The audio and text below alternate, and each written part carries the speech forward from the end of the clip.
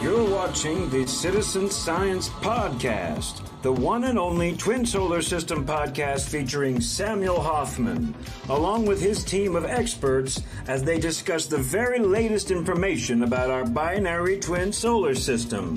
Welcome to the show. Okay, it's awesome that you all are here. Welcome to the Citizen Science Podcast. As always, I'm super happy to see you guys here. And as you can see, I'm Rebecca. And let's go ahead and get all of our co-hosts pulled up to the show here. So let's start with, first of all, Sam. Hi, Sam. How are you doing today? I'm fine. How's everybody else out there? I think we're well. I think I'm doing great. Let's go ahead and find out from Leighandra. How's Leighandra doing today? I am doing wonderful. Hi, Star Watchers. Happy Saturday. Good to see you again. Smile. She's our Saturday girl. So You guys too. always. Yes, Yeah, we are okay. here an hour early this week. Woohoo. Yeah, we are experiencing a time change of sorts. We moved from 2 o'clock to 1 o'clock, and that will be permanent. So adjust your schedules, please. Okay. Let's go ahead and get Christopher in here. Hey, Chris, how you doing? Hey guys, how you doing? Perfect. Good to see you again. How's the sky look in Las Vegas today? Good. Lots of crazy stuff happening. Oh, good. Well, I'm Also- hoping I get to see a show. Sorry. Yeah. Yeah. perfect. Hi everybody, and I can't believe I made it an hour early on time.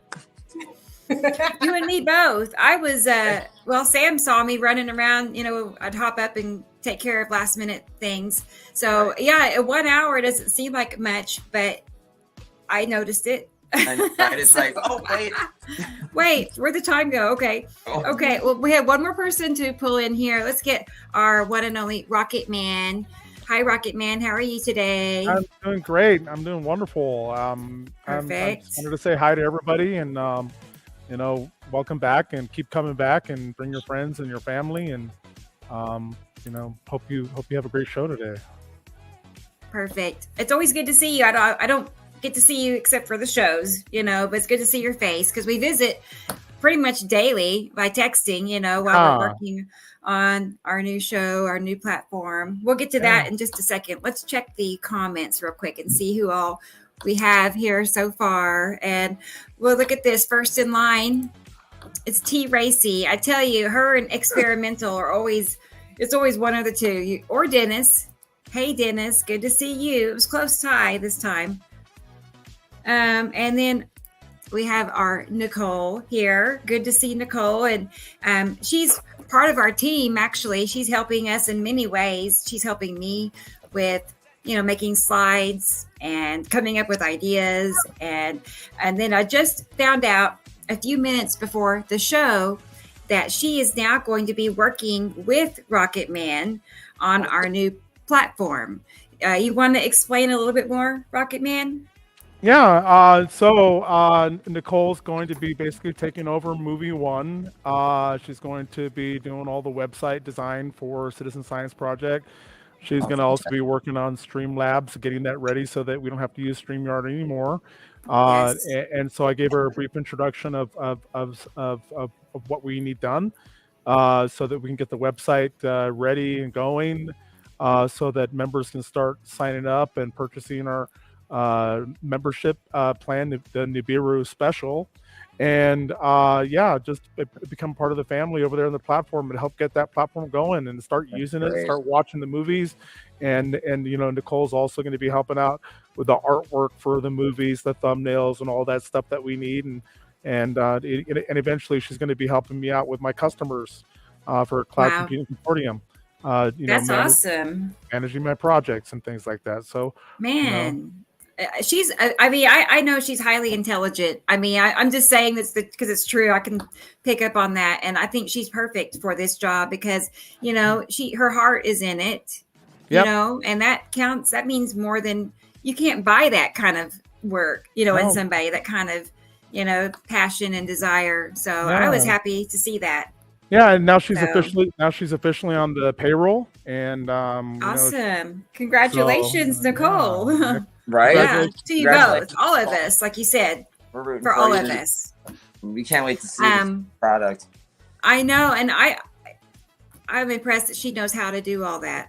You mentioned it to me, and I'm like, I don't have time. First of all, and second of all, I'd have to learn everything, and I have to pass. But thanks for the offer, Rocket Man. She's already got access to it. She's going to be out there learning it, going through it, and so we're going to be working closely, and we're going to have a nice finished product when we're done. Awesome. I know it. It's going to be great. It's going to be great. Okay, let's get on to the see who else is here next. We have Katie Jo, our friend Katie Jo, and we'll get back to her in just a second. I want to show you what she's been up to. I want to take a picture and show you. Okay, so hi Katie Jo. Good to see you. And Michelle, our friend Michelle, and she's a previous guest on the show. So it's your turn coming up to come back on, Michelle. So let me know when you're available. I'd love to have you see you again. And Karen is here. Hey, Karen. Hello. Good to see you. And oh, look at this. Bar T96. Now that name, I know that name on my YouTube channel. We go way back. So I recognize you for sure. So good to see you. Okay. What's happening? I don't know. You're doubling. It wasn't me. I don't know. Maybe you should exit and come back in. Hello. I think it's Christopher. Okay, let me exit. Try it. Because his screen went black when it happened. Okay. That was funny. Yeah. Okay. See, it's better now. Okay, good. Well, hello, Barty. Cool. And then Olda. Oh, hi, Olda. Good to see you here. I'm not sure if I've seen you here before or not, but welcome. Welcome to the show. It's always good to have you. And Claudette. I know that name. Hey, Claudette. Good to have you here for sure. Oh, and Skywatcher Carlos. I love your channel. I really do. He has a good channel on YouTube, so you should go check it out, everybody.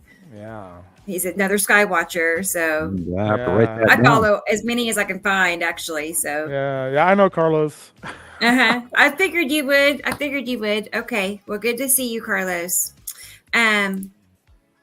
Facebook user. Let's see. It would be amazing if people could send a pic of their sky. I know. I wish we could. Well, you can on Facebook, though. Now, that's a good idea. For those of you in the Facebook chat that are following this, you can include your pictures. I wish we could do it here where everybody could see it. Maybe, I don't know if we could ever swing that or not, but we will. Good to have you. It's an idea, Rocket Man. You see the desire they want. They want everybody to see their pictures. Just Nicole, take notes. Perfect. Okay. Because Rocket Man is an IT, professional, expert. So if it can be done, he could probably figure it out. Yep. So we're lucky to have him. Very fortunate. Hi, Karina. Good to see you. Perfect. Hello, everyone. Hello to you back. And I think we're all caught up now. So, yep. Welcome, everybody. I'm glad y'all are here. And how about I'll show everybody the thumbnail for the week, since some people are interested in what it actually looks like. But I was drawn to it, and Sam really liked it. He wants to paint it, I think. Why don't you send it to Nicole? Can you paint that, Sam? Okay. Yes. What? Where? I was looking at something on Facebook. I'm sorry. He's back. No, we're just talking about how you like this artwork. Oh yeah. I very much like it. It's a interesting pastel. It's got sharp points and rounded edges at the same time, and I'm going, this is interesting. And I like the little, the background planets way off in the distance. It's great. Yeah, Sam. It looks like a Salvador Dali. Yeah. Well, not right. Dolly was a little bit more extreme. I think this is a softer version of him. Is he the artist with the melting watches, or yeah, something like that? Yeah, something like that. A lot of grotesque work. Yeah. You get architectural design and you name it. Yeah. I guess, High people will experimental. pay famous people anything to do anything, I guess, if you have extra Sure. money.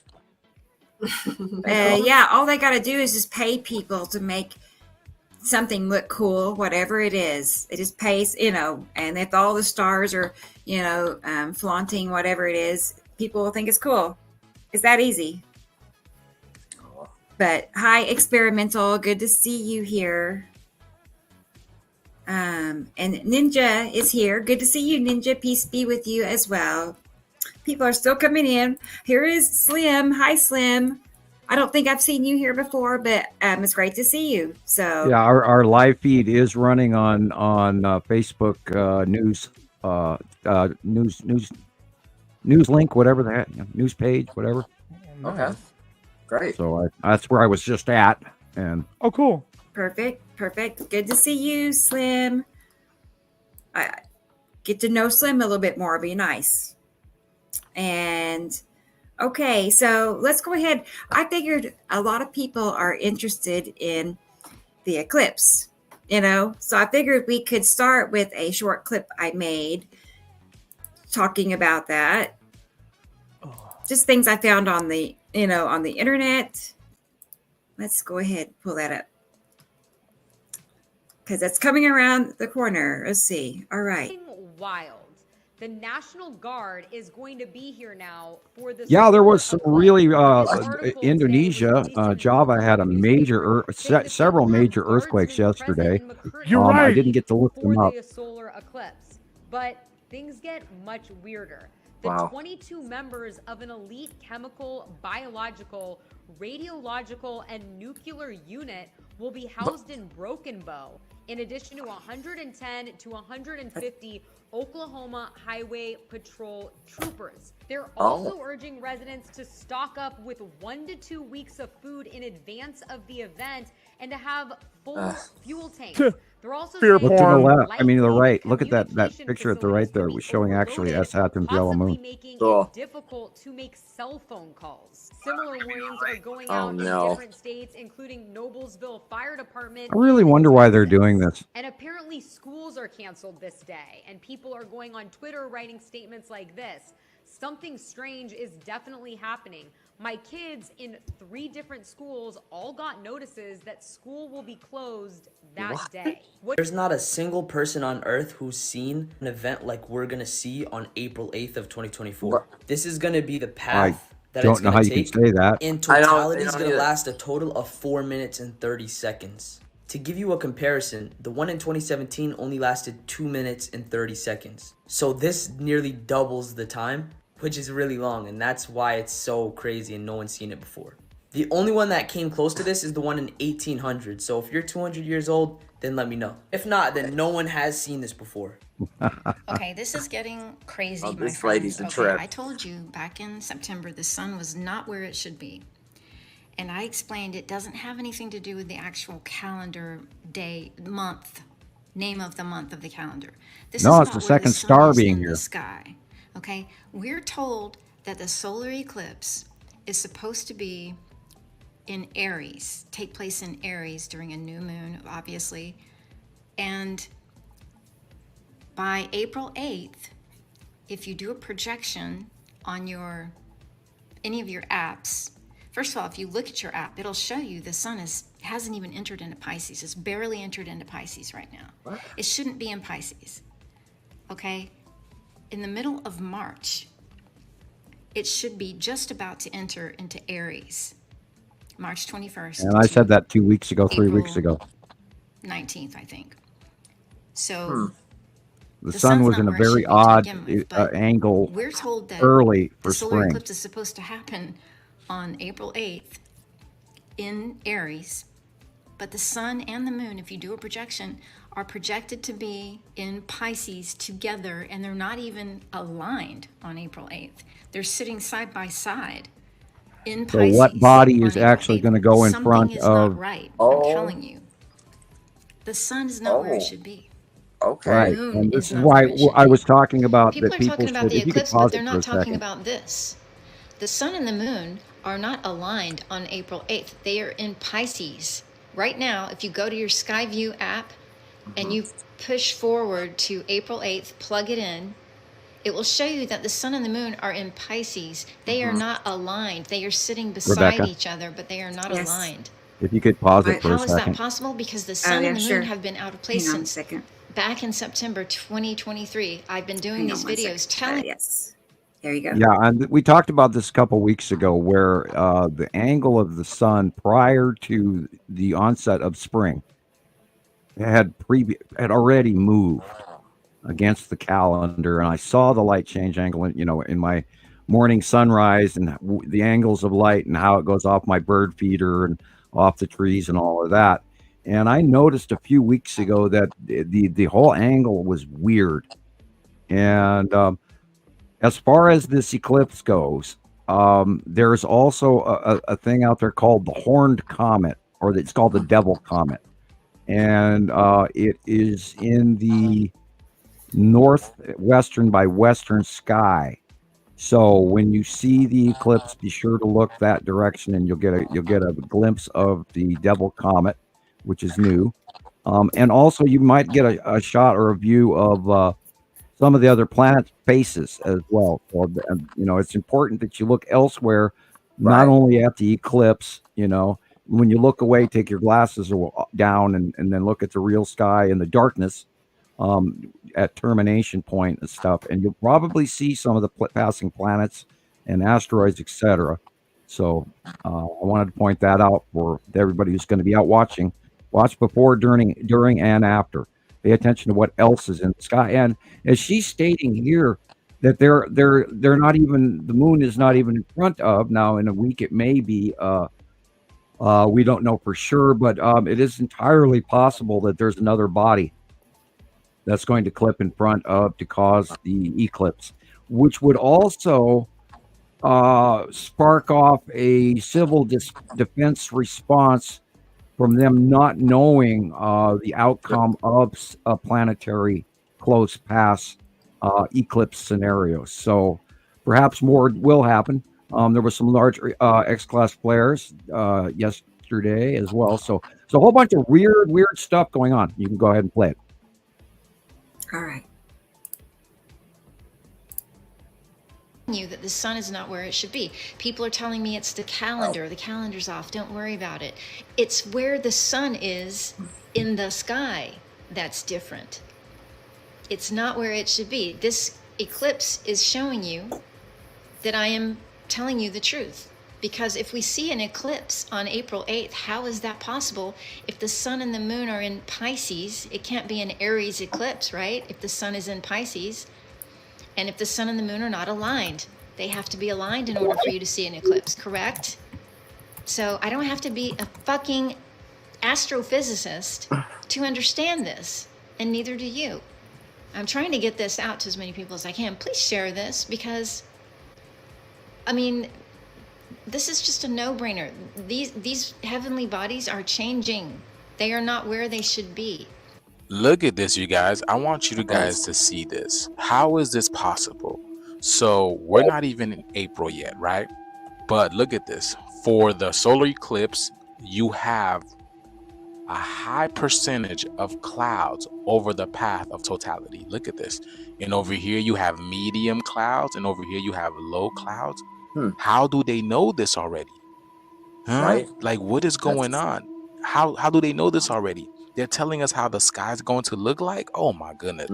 Anticipation continues to build with the upcoming total solar eclipse that's taking place on April the 8th.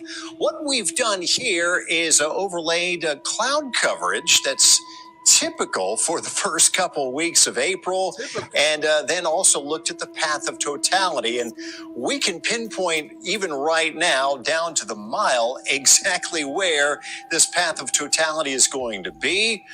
We can even tell you when the eclipse is going to begin and end. What we can tell you right now is the weather forecast, and that's obviously very crucial for April the 8th, but we can kind of give you a hint at what typically takes place in early to mid-April. Cloud cover predominates, especially up here to the north, from the Great Lakes into northern New England, 70 to 80% cloud coverage on average in that time of April. So chances of you seeing the eclipse in Cleveland, Buffalo, Burlington, Vermont, not as great. The cloud coverage averages about 60 to 70% in the Ohio Valley around Indianapolis, Muncie, Indiana. Both will be in the path of totality. Now, as we get down closer to Texas here, especially North Texas, we tend to see a little more sunshine that time of the year, although it's very typical to see low clouds in the morning, giving way to sunshine in the afternoon. And so timing will be very critical as well. It looks like right now, at least according to climatology, the best odds of having a clearer sky for the total solar eclipse will be down in south parts of Texas, parts of South Texas.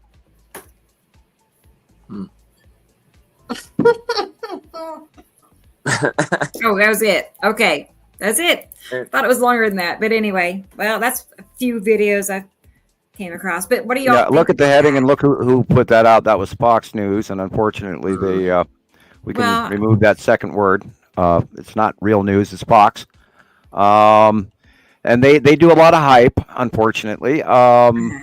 It's 16 days out, so they can sort of plan the weather around that with using the European and the American models in comparison. Okay. But I'm wondering if there's an other body that is coming in for a blocking of the sun. And now we've been watching the Saturn shallow moon do that, cutting off the top of the sun by that mid-afternoon. Does anybody know when that thing is supposed to start? Do you know the time? Yes, I do have the times. Hang on a second. When's it supposed to start? It's around 1:40 in the afternoon. Right. What? I have it. Yeah, I'll get it here. 1 second. EST. What? Yeah, time? Right. I'm pretty sure it's my time. This is where I got this local chart. Here, 1 second. Here it is. Okay. This was in a local Oklahoma post, so it'd be central. I love that they broke it down by the city. I know. I'm trying to see which one's closer to Tulsa, but regardless, around 144 to 148 for my area. Broken Bow, is that near you? It's about 3 hours away. It's down towards Louisiana and Oklahoma. Huh. Yeah, other side of the state. Really, it's not too close. Yeah. But that's where they're doing the National Guard. Wow. That's where they're deploying them. So it's still in my state. It's like, what in the world? To me, it just seems like a lot of hype.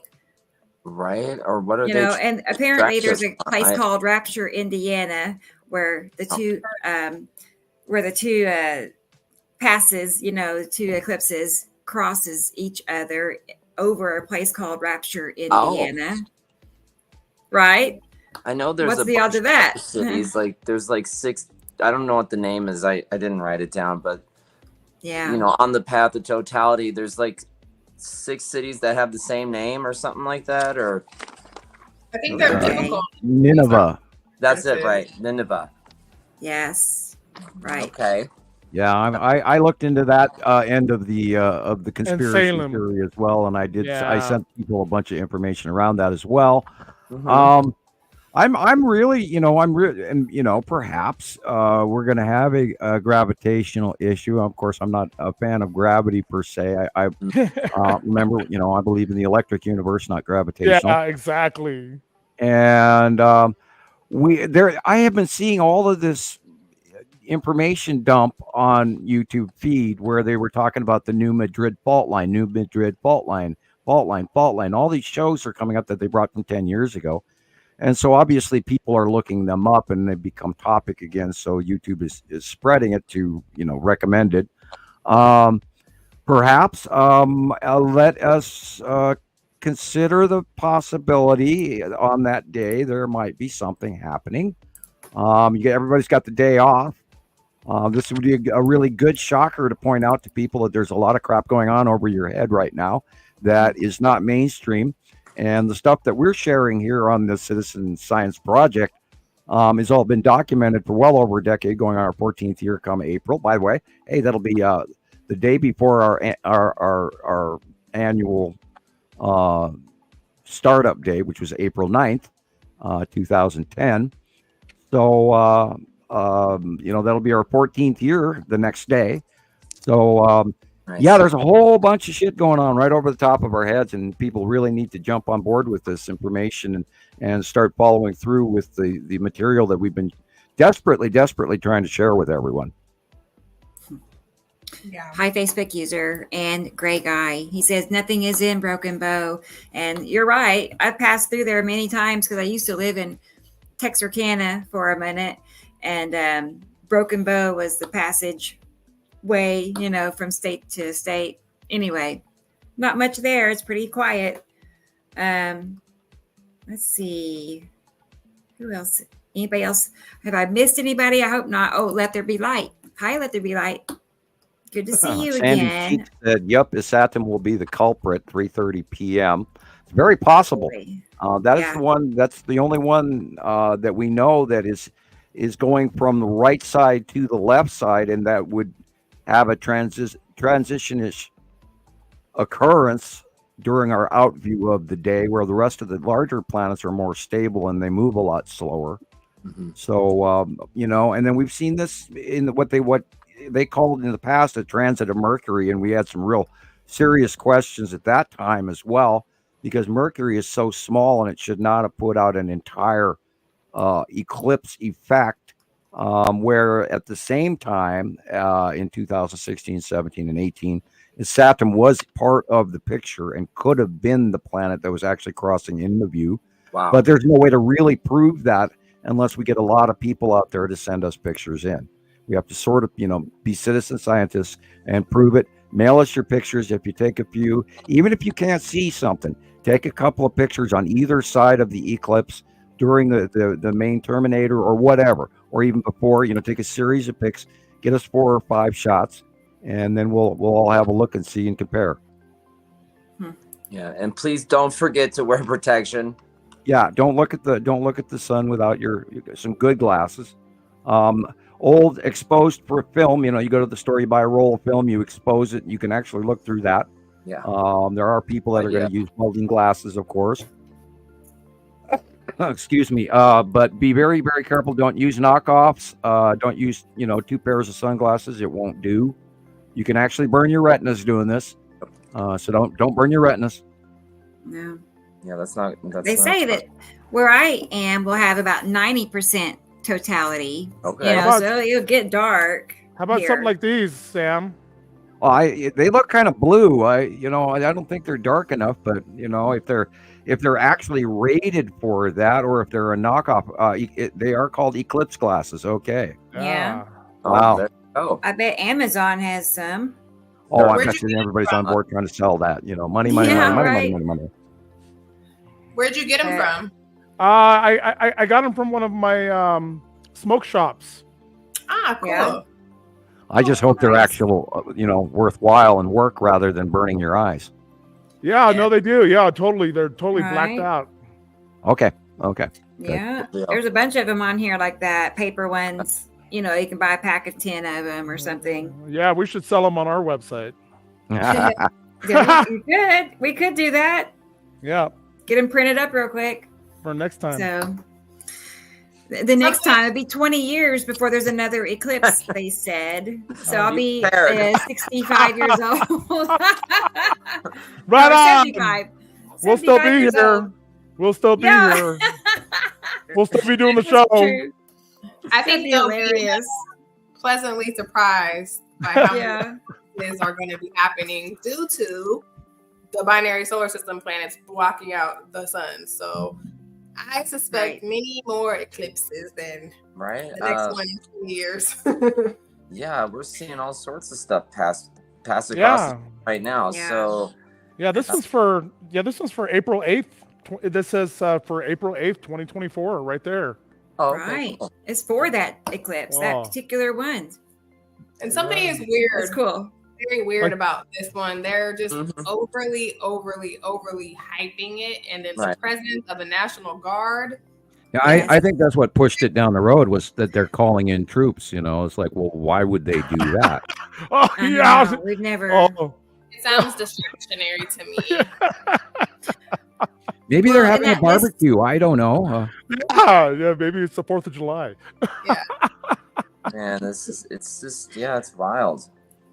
Yeah. I mean, I just feel like it's going to be another Y2K and nothing happened. The next day you get up and you just go back to work, and or it's like, you know what I'm saying? What else is going on in the world that they're trying to distract us from?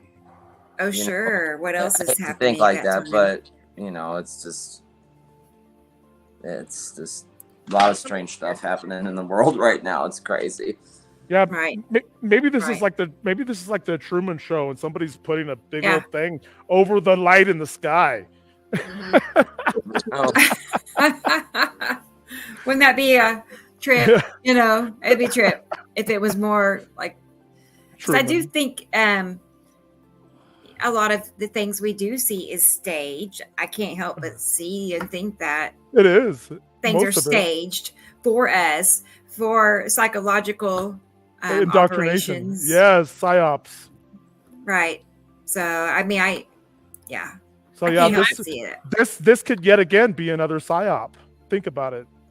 Fear porn, troops. Everybody's going to go crazy. But what are people going to go nuts? People are already crazy. Yeah, they're trying to sell groceries. Yeah. Right. Yeah. Get 2 weeks worth of food. Now, it's a strong suggestion to at least have, a good pantry. And it is.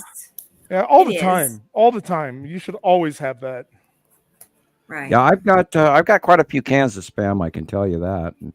Several cans of very old tuna. Not that old. I have some 5-year-old tuna. And I'm gonna have to go through the labels here. Hey, Sam.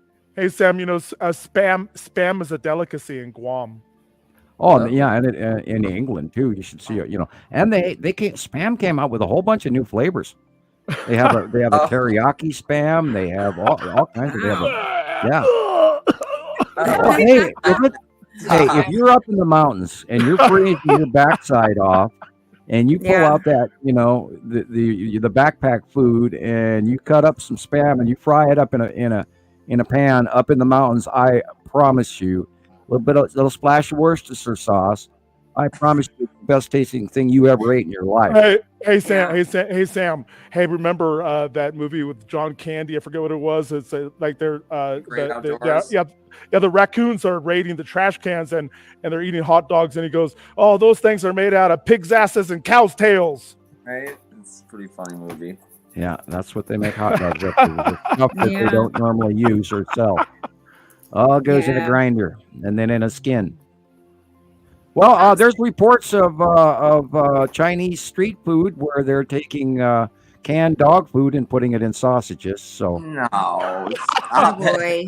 Well, it's what I know. Well, China's in trouble right now. Probably not much different than a hot dog. I don't know. Hey, pretty much get some Soylent Green. There you go. Yeah. Hi, Thunder. And then there's a lot of people that don't know what Soylent Green is, Rocket Man. I know.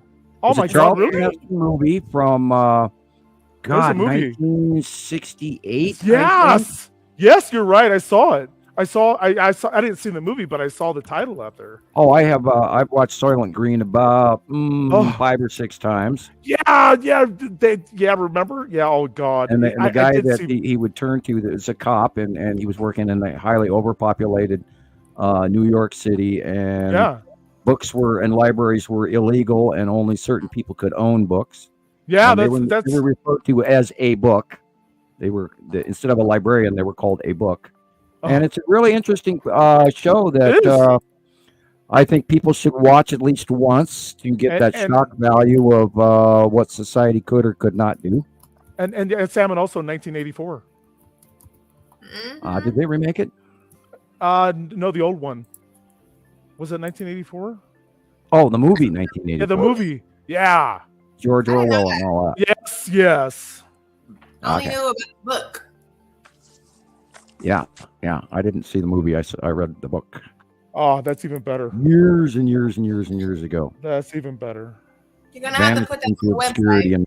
Yeah, we will. We'll get 1984 out there, and we'll also get Soylent Green, so that people can get edumacated. Soylent Green. No, I don't want to give away the. I don't want to give away the recipe. Almost did. Yeah. Nicole told us what it's about. Right. You don't want to know. It's just the worst of the worst, isn't it, guys? It's like, what the hell? How did we end up here? What? I don't belong here. Go watch the movie and find out. This is a crazy world. This world is. Yeah, we are living in and I'm in my 60s now, and so I'm it's not the world I grew up in and all of that. And I'm telling you, the world outside is weird right now to me. Yes, it is. It's shocking. I mean, wow. Yeah, Sam, you know what I call it? Bizarro world. Yeah, it is. What used to be societal standard, it no longer exists anymore. And an example of that is just trying to get anybody to even do their job at their store or their restaurant or whatever, and you go, what? And I'm in awe. I'm in shock. I can't believe the world is functioning the way it is, and I'm just going, holy cow. And you come home and you go, I'm not going back out there. No. Right. Yeah. People are really like grumpy bears. It's like, why? I think it's planetary. I really do. Service industry with that too. Like, no. Yeah, I feel you. I feel you. I was supposed to say hi to Aaliyah too, real quick. Hey, Aaliyah, good to see you. Thank you. Yeah, yep. And Facebook user. Okay, I think we got that person. Okay.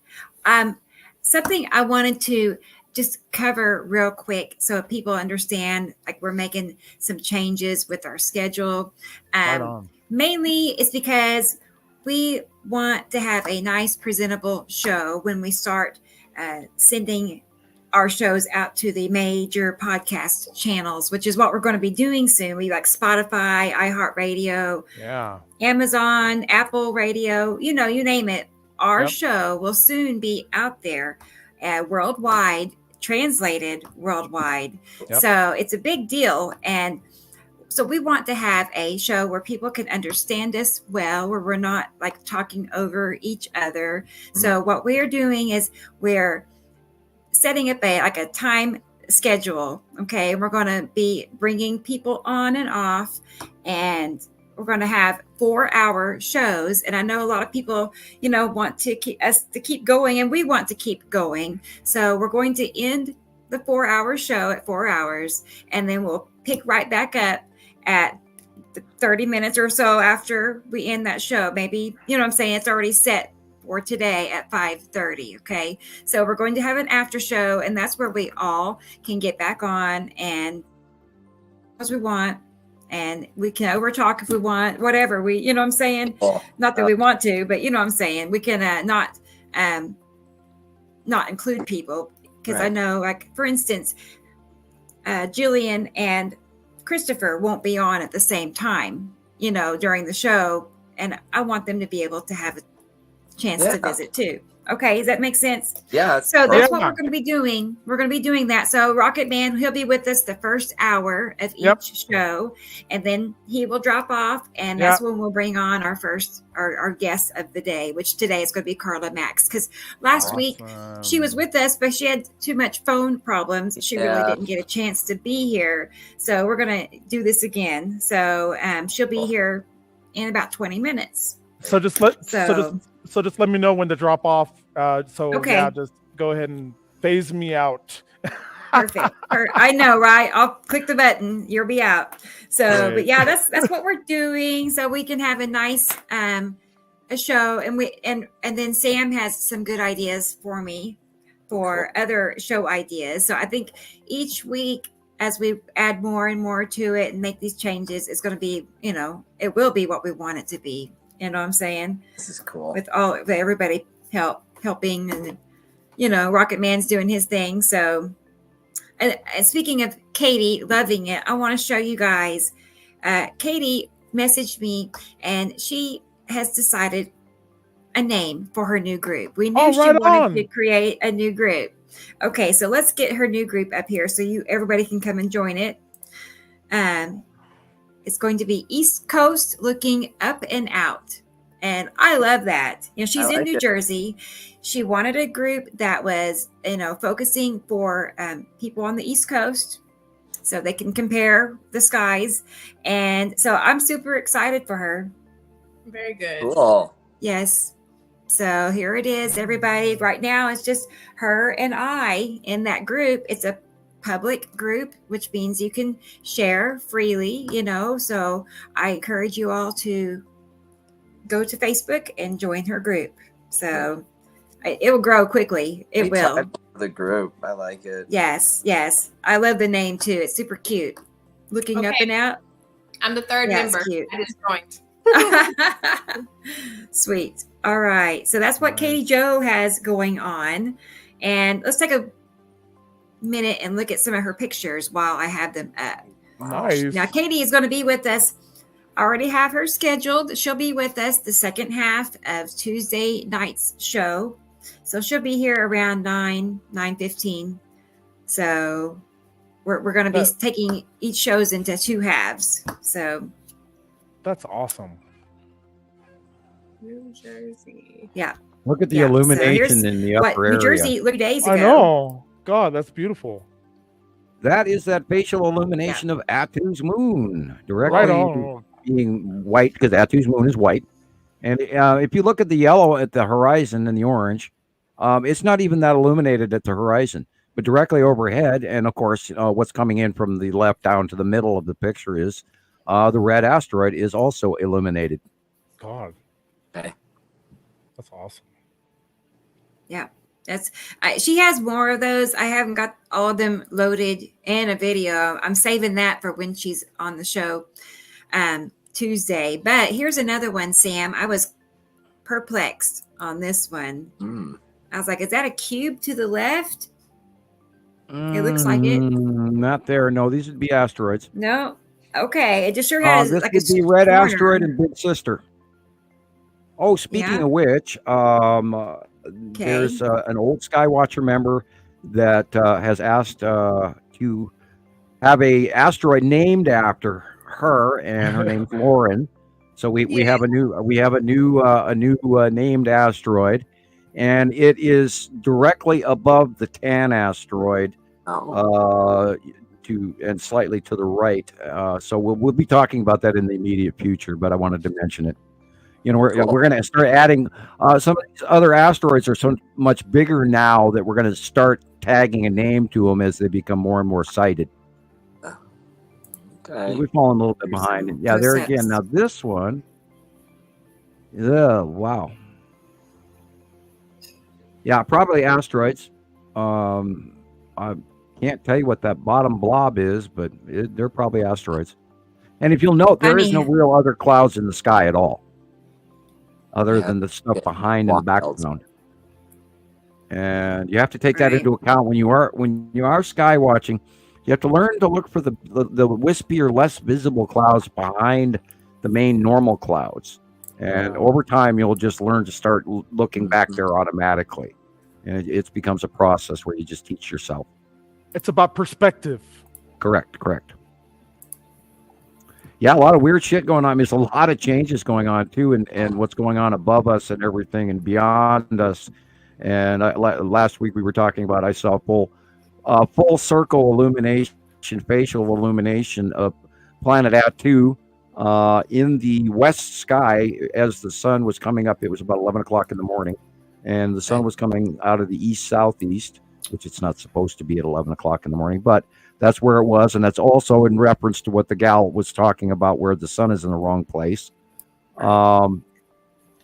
Yeah, look at that. That's the moon.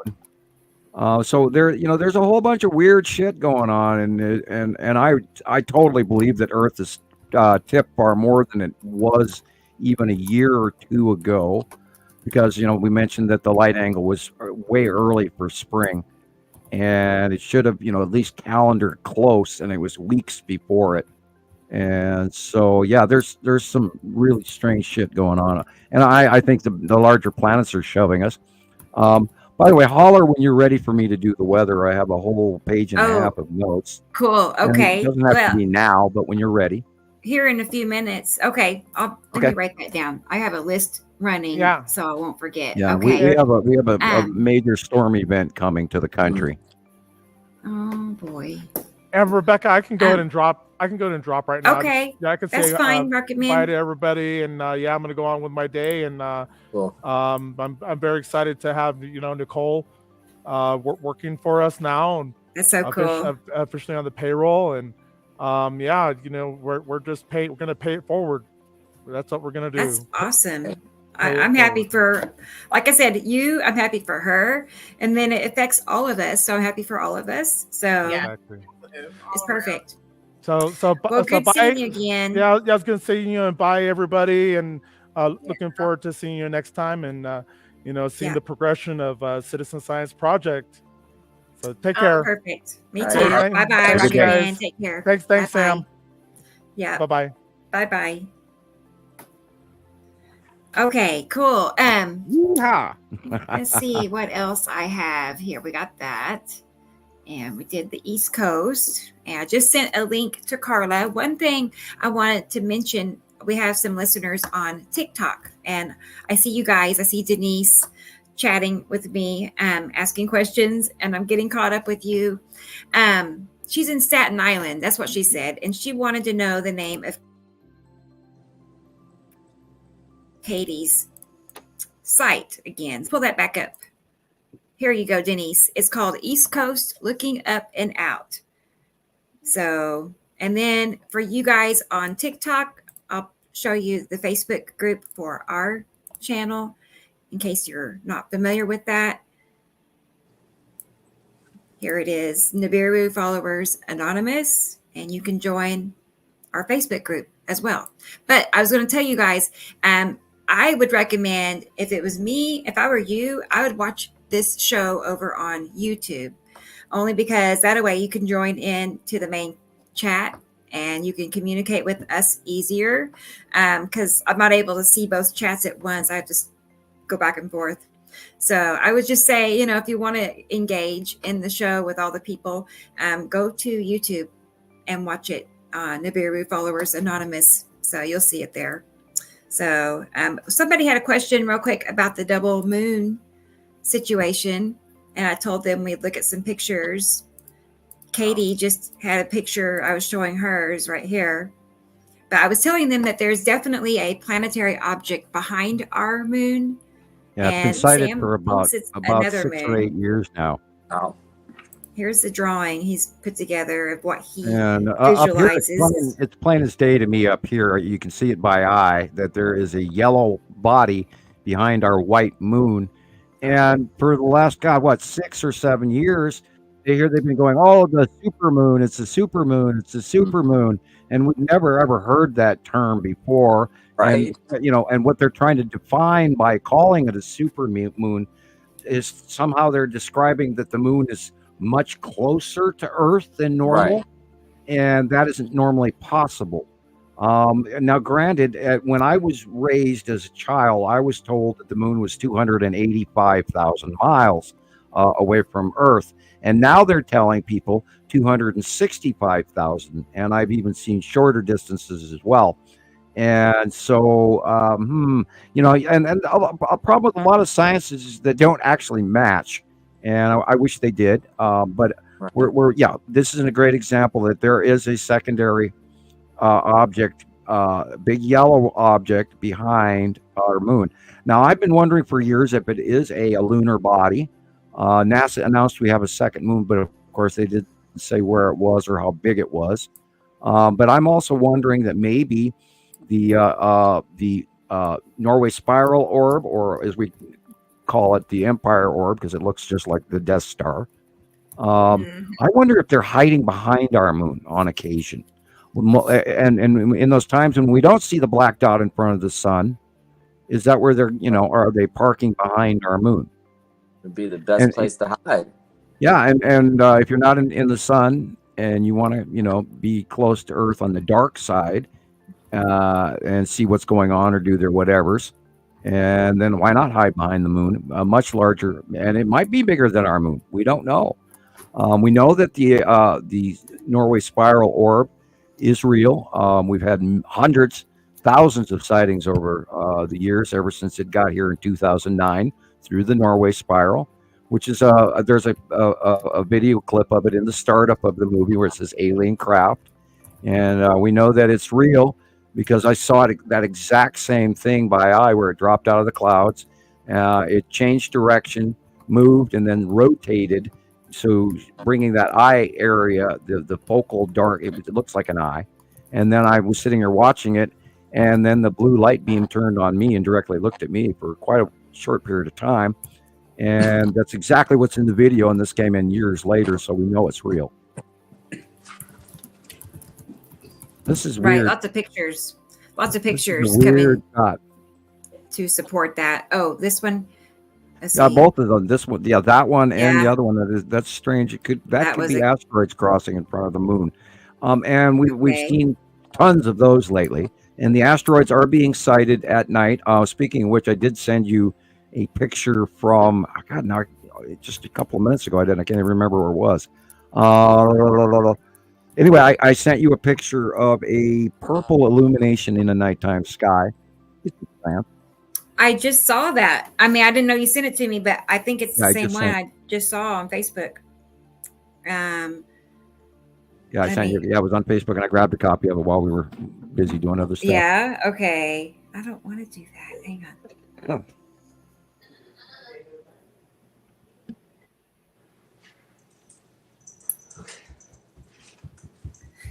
It's like Messenger is making me create a pin. Did you guys have to do that? No, but I remember somebody mentioning that in the Messenger group that to do something they had to create a pin. I don't know. Right. No, yeah. When I click on Messenger, I don't have any choice. It says set up a way to access your chat history, create a pin, or there's more options. I guess I'll put a pin in. Write it down. I know. Forget later. Yeah, I have so many of those that I can't even get into because I can't remember the pin. I know. And which notebook did I write it down in? It should be on one page. Yeah. And then you don't want to hand that out to anybody who wants to open your notebook. Go, oh, here's his codes right here. Yeah. And Melissa over on TikTok, she joined us after we talked about the eclipse. And I was just telling her that based on what we see and know, we're suspicious that it's really going to be a moon from this twin solar system passing in front of our sun. Is that correct, Sam? It could be a Saturn's yellow moon. It could be a Saturn itself. No, that's the one that is, of course, going to move from the right. Now, and of course, also, let's take into account when the eclipse starts, let's take into account which side it's coming from. Right. Is it coming from the left? Is it coming from the right? Is it below, reaching up? Which it should be. It should come in from the left if they're talking about it starting in Texas and working its way up to the East Coast. So our out view of it should be that it comes in from the lower left, but we'll see. Now, if it comes in from the right, where the shadowing comes in from the right, that is going to be really strange. I'm not a great expert on eclipses, even though I've seen damn near every one that's happened in my lifetime. I don't think I've missed too many of them. I'm an avid sky watcher, so this should be really. There's no way for us to stand here and go, no, it's not, or yes, it is. But we should really pay attention to this one. And it really blows me away that they're letting everybody out of school. And that they're calling in. Now, I did see Lana's comment up. Hi, Lana Davis. Comment up the page, and she says it has to do with crowd control. why they're bringing in the National Guard.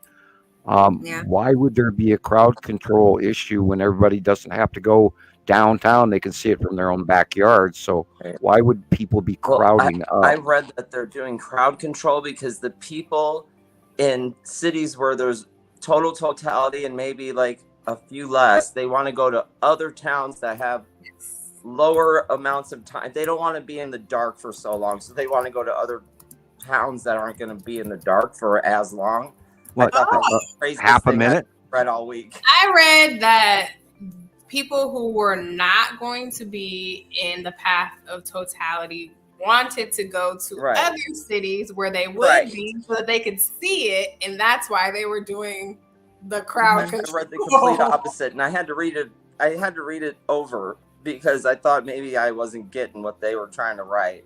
And I thought, really, people want to leave so they're not in the dark for as long? It just makes no sense.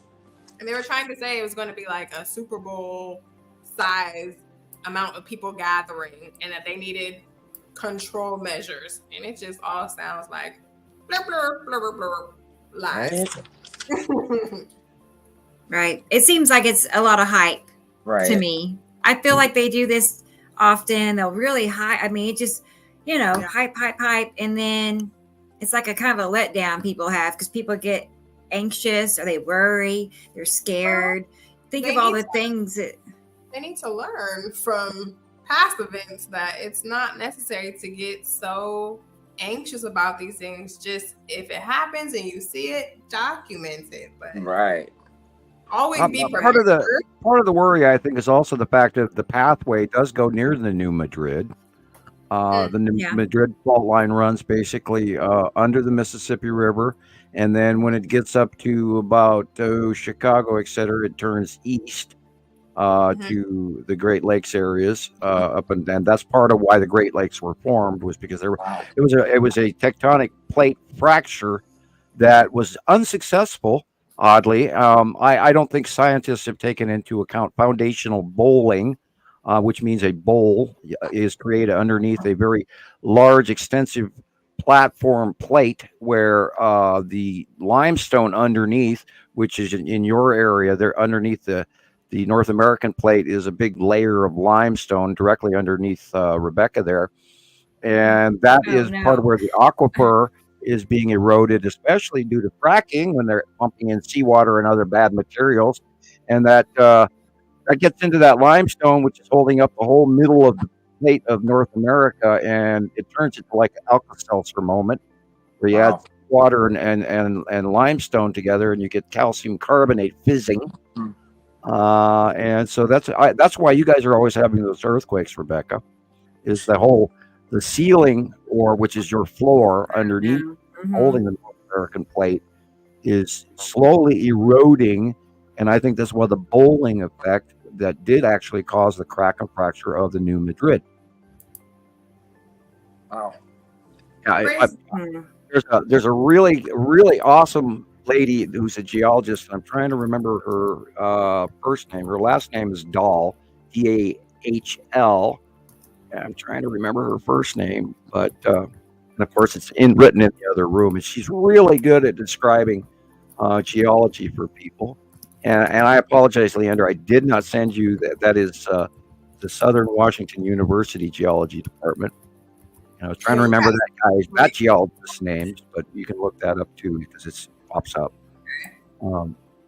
Great geology studies going on out there, and literally there's been probably more geology studies than even what's going on for under ocean studies and stuff, because rocks are a lot easier to deal with and when you can breathe. But yeah, there's a whole bunch of science behind geology that I'm absolutely fascinated by, and I'm always learning. Sorry, I went off left field. First love, geology. Cool. Mm-hmm. Yep. New Madrid, all the way, from the, wow, did I go way left field? Me too. It's just going to be really interesting, to see it happen, see it get dark for a few minutes. And we put all this effort in and then nothing happens. Right? That's usually how it goes, That's usually I haven't heard anything about the Miami alien thing at all. That sort of died down. which isn't bad. Right. So of course, I haven't looked it up either. Maybe it's me that forgot to look, but Chris, you're kind of near me. Are you expecting to get a good visual of the eclipse or not? I think really? we're gonna get about like 60%. So better than me. I'm not about to get.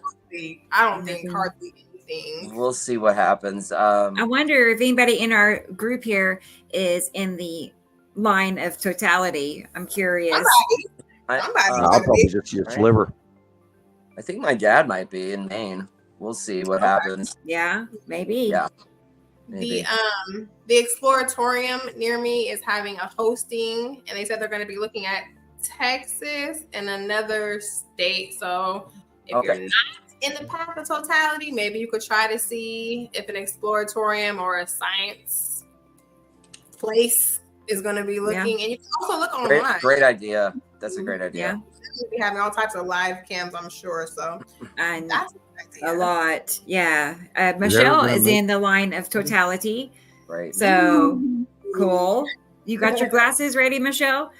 Yep. So I don't know what I'm going to do. I guess I'll go out and watch, get some glasses and watch it. Yeah. Might as well.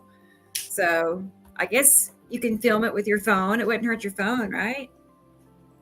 I don't know. Right? I don't think so. Somebody say yes. I don't think so. I don't know.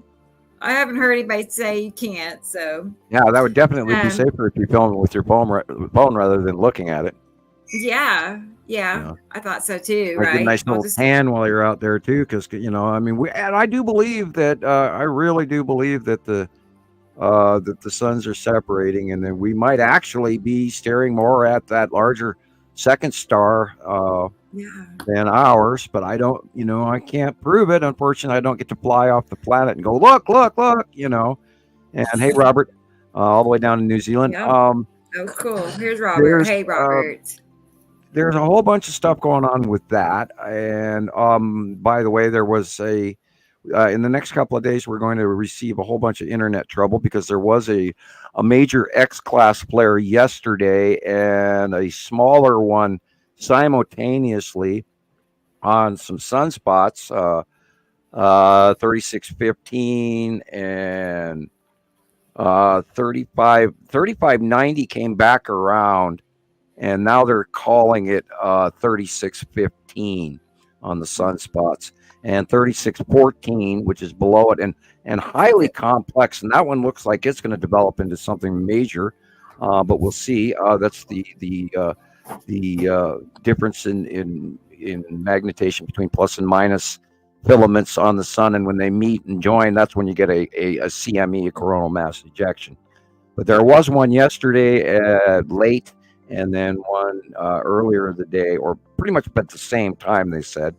And so we should see effect from that probably in the next 2 days or so. We're going to have internet and cell phone disruption and stuff. So it wasn't a major. It was like, an X-class 1 point. So it wasn't that big. But it, X-class is still X-class. So we're gonna have some disruption between computer and electrical, and we could actually even see earthquakes from it as well. And there is a major coronal hole facing along right with those two. So there's a lot going on in the sun. Yeah. And I do wonder which sun we're actually being shown, ours or somebody else's. They also had some.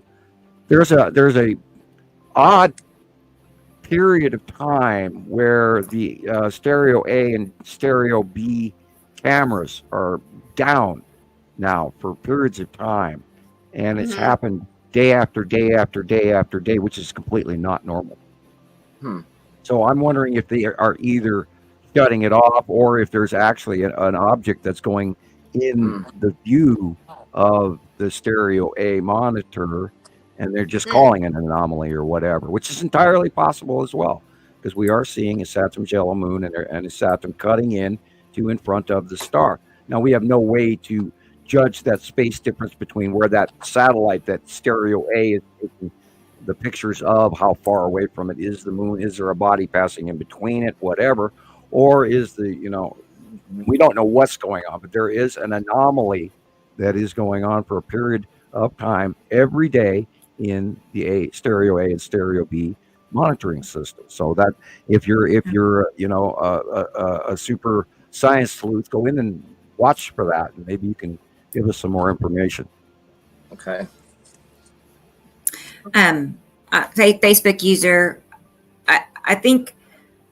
Let's see. Is it the moon crossings that I originally heard it was a lunar eclipse. Yeah. But we're suspicious that it's really something from our twin solar system. And several, remember how many times they've told us that we're not going to have another eclipse for X amount of years. And then all of a sudden, immediately next year, there's another eclipse. Oh, it's the annual. Like, what? Wait a minute. You told us there wasn't going to be another one for, 2, 3, 4 years. And yet here's another one for this year. And it just keeps happening. And I should be better at writing it down so I can go, oh, yeah, okay, they lied, And NASA, unfortunately, has been caught in many, many lies recently. And we'd like to know why, but I know. That's what they do. I think they're there to I think they're really there to just, distract and give wrong information. A lot of outlet. Yeah. Right. Just to, gain people's trust. Astronauts of the future. Oh, come here. We'll sell tickets to NASA. Bring your kids. Funding. Yeah. And look at the private industry. There's another what I can't even think of the other company, not SpaceX, but there's another company that is doing it as well. And they're going to put up another rocket today or tomorrow. The one that looks like an appendage of the male. But anyway, the Blue Origin or something. Yeah, something like that. What the hell? We'll just call it. I'm not going to break Facebook because they'll get mad at us if I actually say the wrong things. Hey guys, I was gonna, but then I caught myself going, no, don't say it. You're going to get Facebook trouble. Yeah. Well, family standard. No, I see our guest is here. She is in the waiting room, so I want to get her added so she doesn't think I don't see her. But it's Carla Max, and I know, a lot of you are familiar with that name in our Facebook groups. But she's been a member of Sam's group and my group for many years, so we all recognize her name. So let's go ahead and get her added to the chat here. Hey, Carla, are you there? Hello, everybody. I'm here finally. Awesome. I'm glad to see you back. I believe you're going to have a better time this time, that your phone's going to work for you. Right? Fingers crossed. Yes. I know. She even took her phone to the shop. She told me about it, how they said it might be a battery issue, because what did it do? It just died quickly. Is that what happened, Carla? Yeah, it just sucked all the juice and turned off on me. That's man. Weird. And I couldn't reboot it. Hey, Carla, you may want to back away from your mic about 2 inches, 3 inches. Okay. Because you're overdubbing. Is that better? Well, it's not dubbing out, but it's plenty loud. I can tell you that. No, for some reason, I couldn't hear you guys without my headphones at all. Okay. So I don't know what happened. So if I'm too loud, just tell me. I'll turn it down more. Okay. Testing 1, 2, 3. Let me know how. I was gonna say, it sounds okay to me. If I need to turn it down, I can turn my volume down too. So either way, my volume is down, and I was just, but I was hearing the mic patch out, so it was like dubbing out. Yeah. Well, it's wonderful to have Carla, and I'm expecting Gillian will be joining us soon. She had to. Awesome. I don't know the details, but she had to ride home on her bike in the rain, is what I gathered, and it's cold, and so she's getting some hot tea and checking on her kitty cats. And then Gillian will be here with us. So awesome. Right. And hello, Katie Joe. Yeah, there's Katie Joe, guys. I'm so excited for her and her new group. So me too. I thought while we're waiting for Gillian, Sam, you want to watch that portal video real quick? Yeah, sure. That'd be a good idea. Little clip. We were looking at this before the show, and I'm curious what everybody thinks. It's dramatic. And I'm really interested in the fact that this information is getting out amongst other people as well. Absolutely.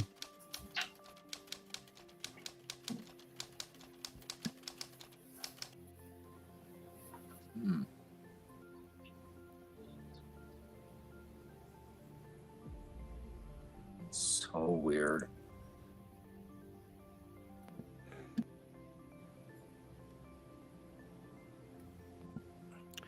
Now, the reason that we are posting this today is because this is a excruciating facsimile of what we have cited dozens and dozens and dozens of times in the last decade.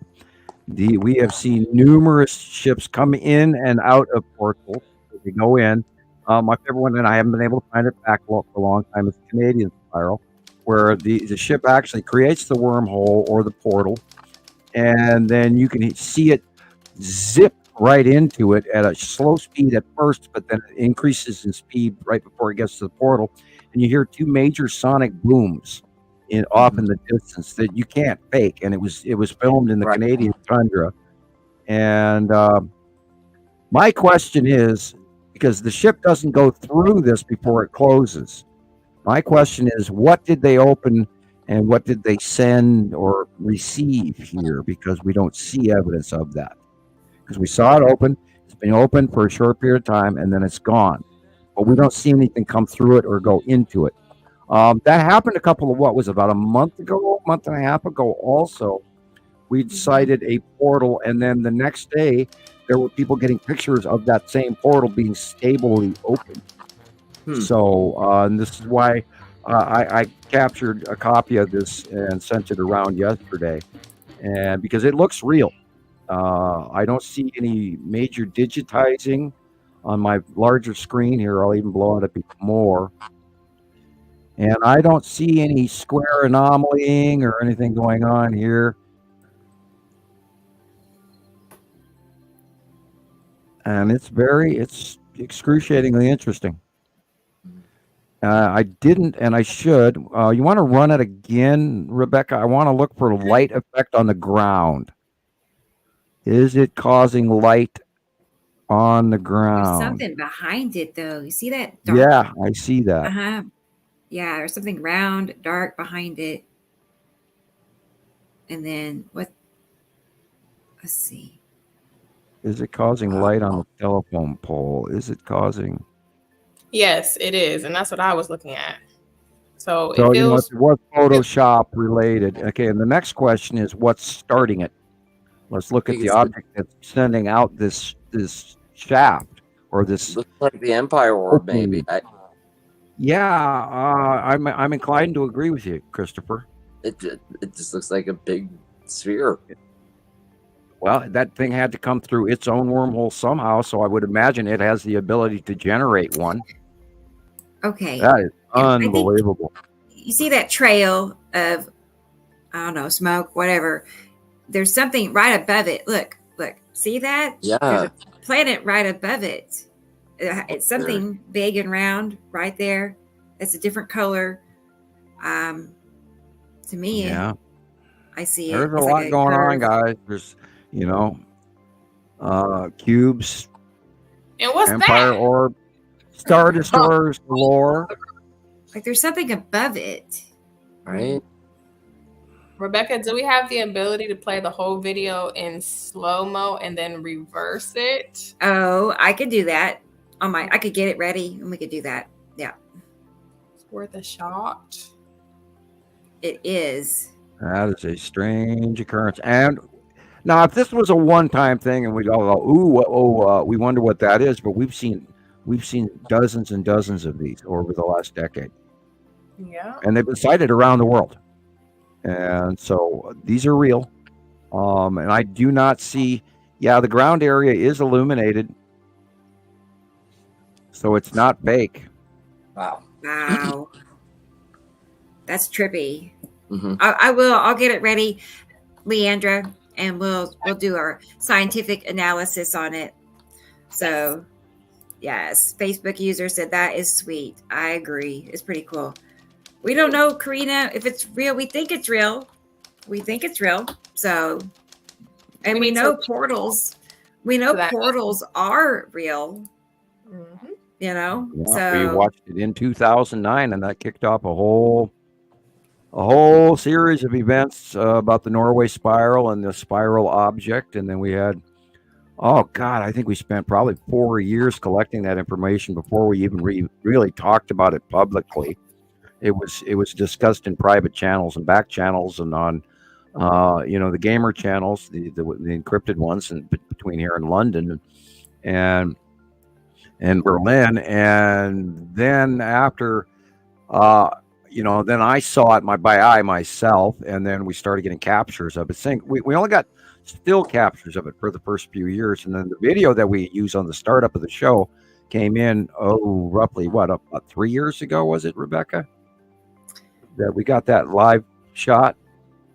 I want to say like 3 or 4. I don't remember, to be honest. Yeah, I'm not sure. Only because it was like when I first actually started understanding what was going on and joined the groups, and I was like, "What is this?" Yeah, and they got here early before the planets, and I think that was the ambassadors show of force, saying, "Oh, here we are," and we pull up at the Death Star. And I'm not attributing it to Star Wars, but it looks exactly like the Death Star. And I've seen it by eye, and that when it turned that light on and stared down at me, I almost family matters. Okay, anyway, I don't want to. You mean when you had your interaction with the Pleiadian? Is that what? No. When I saw it in my yard, I was sitting here in my yard. I was looking at the sky, and I watched it pop out.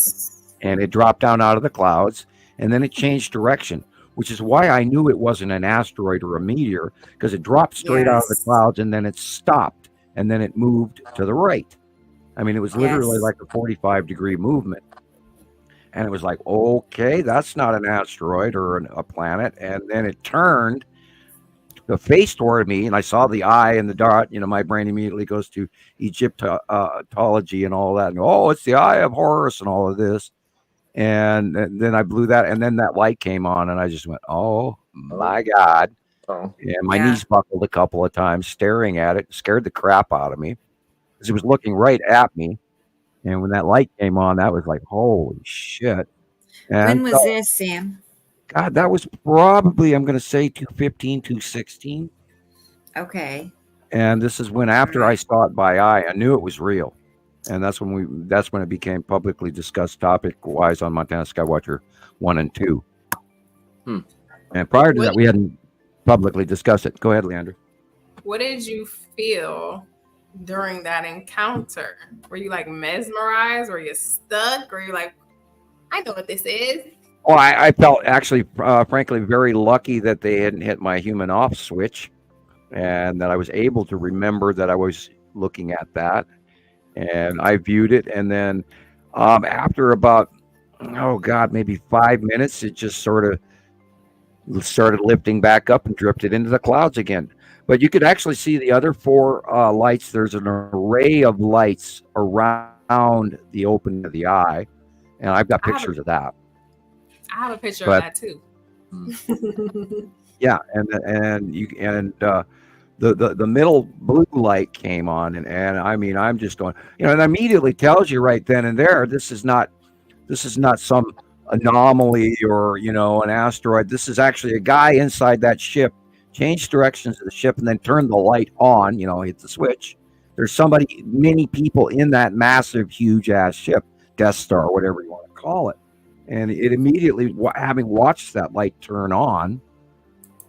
And when it wasn't on prior, and that was it was shocking. It was like, oh Christ, we're in so much trouble. Yeah, you answered my next question already, because I was going to ask you, did you experience any time blindness with the experience? But no, I do remember. I remember it, and they didn't off me or erase my memory or anything like that, because we humans do have an off switch, and if you get in the circular light. If that beam of light is a circle on the ground and you're in the forest at night and you see it, do not walk inside that circle, Because the moment you do, every one of your body functions ceases. Your brain keeps going, and you can scream all you want in your own head, and you can hear yourself in your own mind. No, but you can't move a muscle. And then they land, and then the little guys come out and they grab you and they cart you off and lay you out on a table and examine you and take samples and do what they will. No, thank you. No, thank you. Right. And then that sounds like a bad movie. Yeah, you know, it's just think of the Three Stooges trying to carry you, and the Grays and stuff. The workers are not so careful or polite, especially if you piss them off. And you wake up within about 15 minutes, and it takes you about a half hour to actually come back to where your brain is really online. And then 45 minutes to an hour later, you feel mostly normal, but you'll have one of the worst hangover headaches you've ever had in your life. And I remember that for a fact, and that was directly, of course, the night that we were abducted. We did drink a hell of a lot of beer, but I mean, I had the worst hangover I have ever had. And anyway, it's enough of that. Man. I hope that never happens to me. I really don't want to. Right? Yeah. That. You know, everybody always says, people will be like, "I got my bags packed. Come and get me." You know, and I'm like, "Yeah, no. take me with you," and you have no clue because you know. I'm with you, Rebecca. Yeah. You know, if we did, you'd have to eat their food, and you wouldn't ever have anything that you're used to, including holidays and family and all of that. You look like you're drinking moonshine there. What's going on? Okay. Well, that, Water. Moonshine. I know you're not down south, and you know. Yeah, she got her keg right there. It's chilling. That's what that bubbling sound in the background is all about. Yeah. One more question about the portal, Sam. Thunder is asking: are they used to travel in distances or to cross dimensions? Like, what's I happening? don't know about dimensional travel. I do not know anything about dimensional travel. I know that the Pleiadians have capability to time travel, but I imagine that the like, for example, the Norway spiral orb or empire orb, whatever you want to call it, did come in from another from outside our solar system, so it's intergalactic. I imagine, it's like in Star Trek, you can go from the Gamma quadrant to the Delta quadrant or whatever through a wormhole. And I can't functionally tell you everything, the science behind why and how that works, but I do believe it does work. And I think, and we've seen enough evidence. We've seen so many of them. We've seen stuff come out of them, and we've seen stuff go into them. And then here a couple of months ago, we saw a stable wormhole that sat open for probably about a 24-hour period where we saw the ship create it. And then it was literally the same size, color, shape of a capture that we got the next day. So how many hours in between that was, I can't tell you, because there was, of course, no time marker on each of these videos. But we believe, and it came from the same area, so we believe it was similar sightings. And so, they could remain open for all kinds of crap to come through, or one. But we've actually watched stuff come out and stuff go in on numerous occasions. That's why we know they're real.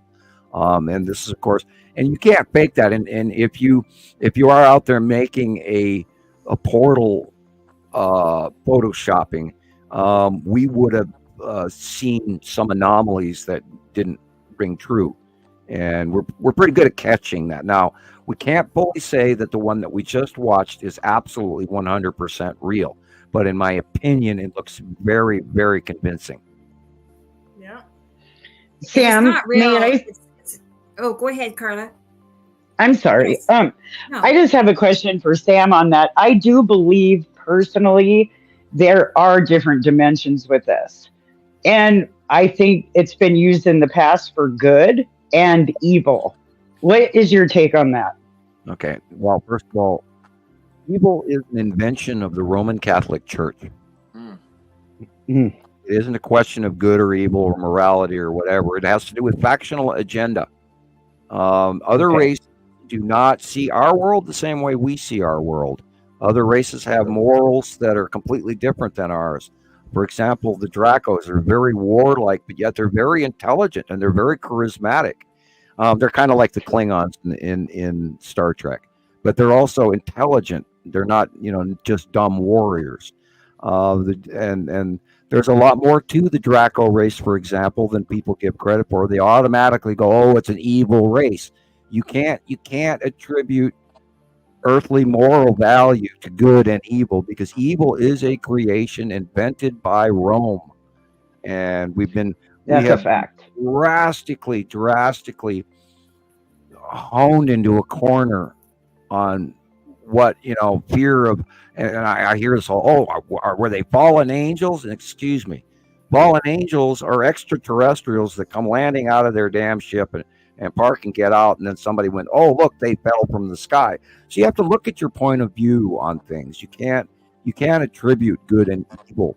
Granted, there's these factions, and there are many of them here, not just one or two or three, because we've seen numerous different kind of craft that are completely separate of each other's technology. Yes, their factional agenda. They come in for stuff. Some people, it's like we always joke about. Small factions come in for a little cow lip stew, and that sort of thing. You can't attribute that they're evil, and I absolutely must insist that if you ever do encounter an extraterrestrial, do not shoot at them. Oh my God! Right. You won't remember it because you won't be there later. Now, if you see a warble in the forest and it's somebody's behind a cloaking cloth or whatever, or they're cloaked, and you can see it because you can see some cloaking. And if they shoot at you first, then by all means shoot back, and then run like hell. But don't shoot first, because you won't fare well. Period. You cannot win. Right.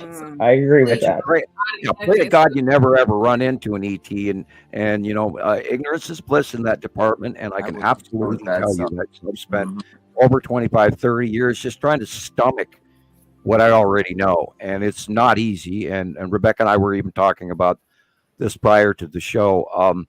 When I publicly discuss extraterrestrial visitation, abduction, and everything, I go through a level of stress you can't even imagine. And then I will spend the next 24 to 46 hours, or 48. That's even rounder. Where I got 46, I can't. But yeah. Oh, dimension. When I talk about it publicly, I go through the grinder for the next at least 24 hours, trying to go, "Oh, maybe I said too much. Oh, maybe I said too much." That makes total sense. Just pray you never meet one. Right. It's great if you catch one on camera, but close and personal is not something you want. Same with ghost. I don't want to deal with that either. I'd they're rather around not. you all day, every day. Right. Everybody. Yes, they are. Even at Walmart, even on the road, at Walgreens. There's ghosts walking around everywhere. Just the question is, if you take time to notice them. What I've gotten. I wish I could unnotice them. I can sense everything around us. Well, on average, most ghosts very fly freaky. If you see movement above your head and off in the corner of your eye, up toward the ceiling, you've just seen a ghost. Yeah. Fun. Yeah. They try to avoid flying amongst the furniture and that sort of thing, because some of that makes them uncomfortable. And if they actually pass through it, I think it's uncomfortable for them as much as it is for me, because I know when I would agree with that. I know when I walk through one, I know it. I immediately know it, because there's an electrical transference where I can actually feel myself being burned, if not cold. And we had a blob standing in the dining room, living room one time when the kids were little, and it was there for a long time. And I walked through it, and I noticed it immediately. It was very uncomfortable. I went, "Oh my God!" I walked through that. So I spun around and I stopped, and I stuck my hand back in it, and my hand was ice cold and tingly electrically. And then when I pulled my hand out, it hurt really bad. It was like I'd smacked the countertop way too hard, and it ached all the way up to mid-arm. And and then the girls were little at the time, and they went, "What are you doing, Daddy?" And I went, "Oh, I'm just putting my hand in a ghost." And of course, they came up and tried it, and they went, "Yeah, you're right." And because I've taught my children openly in the sciences, and I've tried to guide them with hopefully a competent openness about it, so that their skills will develop and not be shut down. Right. Does that make sense? Absolutely. Yeah, they don't have to be fearful. Right. Exactly. And I've also taught them, if you get attention of a ghost in your house, and that they see that you see them, they're going to want to stick around, pay more attention. Now, of course, then there's ones that are pissed off as well. Then that runs up into the spectrum of poltergeist and all that, where you have poltergeist activity, and that's a mad spirit if you're not paying attention to them, or they don't want you in what they assume is their house, which in some cases could be. But they always say, "Oh, an old lady died in this house," blah blah blah.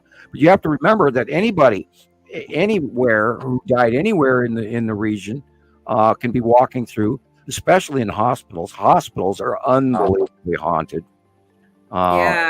Yes, they are. Yeah, and I've had some rather, I don't know how many ghosts I've seen walking around in hospitals. And I used to clean, I used to be a janitor for a period of time. And so I could work nights. I just changed jobs and was in between bartending jobs. So I took a job, and I had an event where I was at the stairway access from one building to another attached to the morgue area. And I had something scream at the bottom of that stairwell. And it was a completely unearthly scream, with the likes that I could never even humanly produce out of my own throat. And it was so unbelievably long and loud. And it took me about 2 months before I ever went back down that hallway. Right. I know that's right. I'll be like, can you clean over here for me, please? Because unfortunately, it was just, there was a stairway that you just had to literally walk down and make sure there was no garbage left in the corners or cigarette butts, or, of course, nobody smokes in buildings anymore. But garbage, a pop can or something somebody left behind, or if it is dirty and dusty, and then you just, you quick broom and dustpan. That's all stairs. So, and then went all the way up to the side of the hospital, leading into the morgue area, and down at the bottom of that stairs, I heard one of the most loud, wailing, horrified, angry shriek, moan things I've ever heard in my entire life, and it was quite real, and I've never forgotten. Sorry, Sam. That reminds me of something. And after this, I'm going to swap. I'm going to bring Gillian on. I see her in the waiting room. Here, and I apologize. I was going to say. What? I said we've gone into ghosts rather than. Oh, I know. No, it's okay. But there was a time I went to this haunted hotel, right? In Eureka Springs. Yeah, Eureka Springs.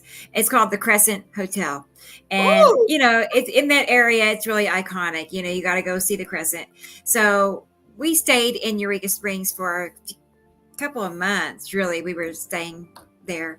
And we went there one day. Alan and I was just walking around, really. You can just walk around the hotel, basically. Up, I don't know. We were like on the 6th floor, probably. They have a balcony area.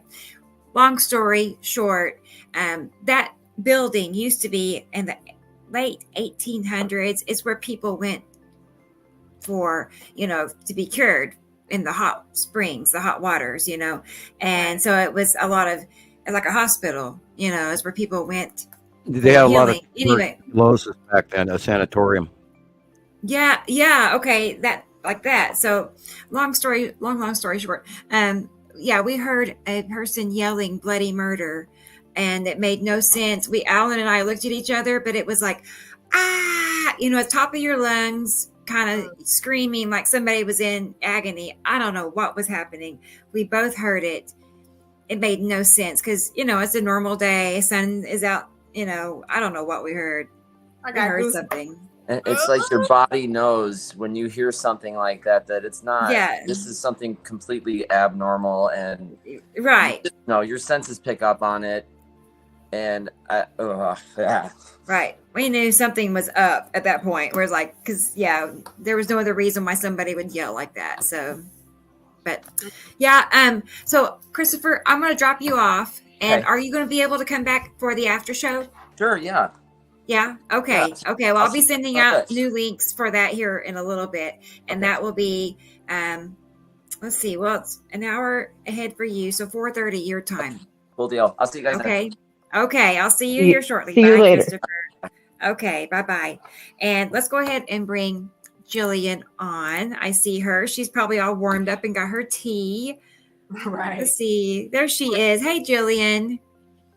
Thanks Hi for being there. patient. Good to see you. Theo says hello too. Oh, good. Theo and the girls. Hello, Gillian. Hi there, Carla. How are you? Yep. We Hi, have Gillian. Carla with us. Hi, Leighandra. I think Cheers. Right. Is that your tea? Is that your tea? Yeah, my tea. Yeah, That perfect. tea was moonshine. Well, I'm joking. I felt bad for you having to ride your I bike. don't in know the if you rain. can get moonshine.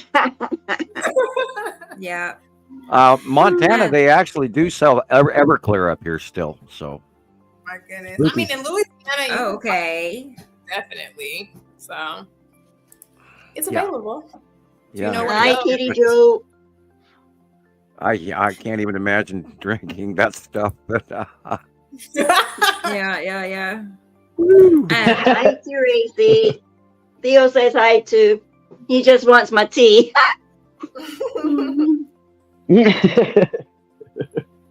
Yeah. So, Sam, let me ask you, would you like to talk about the weather right now? Would you yeah, want to well, go I over did, that? I did take a bunch of notes yesterday and this morning. Ladies and gentlemen, for your entertainment purposes only. Actually, that's a joke.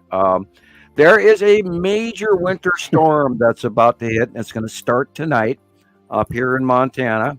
And on the earlier forecasts were including Missoula. They said 5 to 10 inches of snow for Missoula, but I believe it's actually going to move over onto the other side of the Rockies, maybe not necessarily affect us a bit. We may still get the 5 to 10 inches of snow, but we're getting what's known as an Alberta Clipper, and it's going to be coming in Sunday and Monday for a 3-day snowstorm from North Dakota, South Dakota, Minnesota. It's going to definitely hit your area, Carla. As a matter of fact, Yes. you have Yes, it is. warnings right now for your area.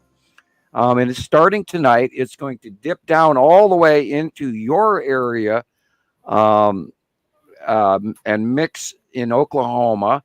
And then it's going to push backwards up again into the Chicago area. And that's where the moisture is going to be added to the downsloping Atlantic Clipper. And it's basically like two storms smacking together in the middle. And that's going to be over the top of Iowa. Yes. It's going to affect Chicago. It's going to affect Pennsylvania. It's going to affect New York State, Vermont, Maine, Massachusetts, etc. And that's going to be a major 3-day snowstorm event. So folks, be prepared because it's going to be very wet. And it's I'm not sure of the temperature variant drop. I don't think it's going to be a subarctic thing, but they are calling for upward of 70-mile-an-hour winds. So it's going to be a whopper. Yes.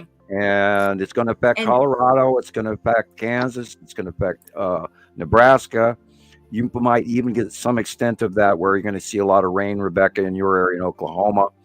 And I even went and looked at what Jillian's weather was today, and her weather is going to be kind of cold and rainy because you're getting Iceland, Greenland drop down. It's going the jet stream that's leaving the east coast of the United States is going over the face of Iceland and Greenland, and then down over on top of Scotland into the UK into Europe. And there's been some excruciating hailstorms around the planet in the last week. I was going to say, I have a good video we can share while you're going over things, because here's some more. Speaking of hail. Yeah, I'll turn it down. Sorry. There's been some excruciatingly violent. Look at the size of these balls. These are known as gorilla hail. And your car, bang, there's an example. Your car is not going to last. Gorilla hail. Yeah, this new term they're calling it. When it's apple size, they call that gorilla hail. Why gorilla? Cute little name, make it sound like... To make it seem like it doesn't harm anybody, I guess.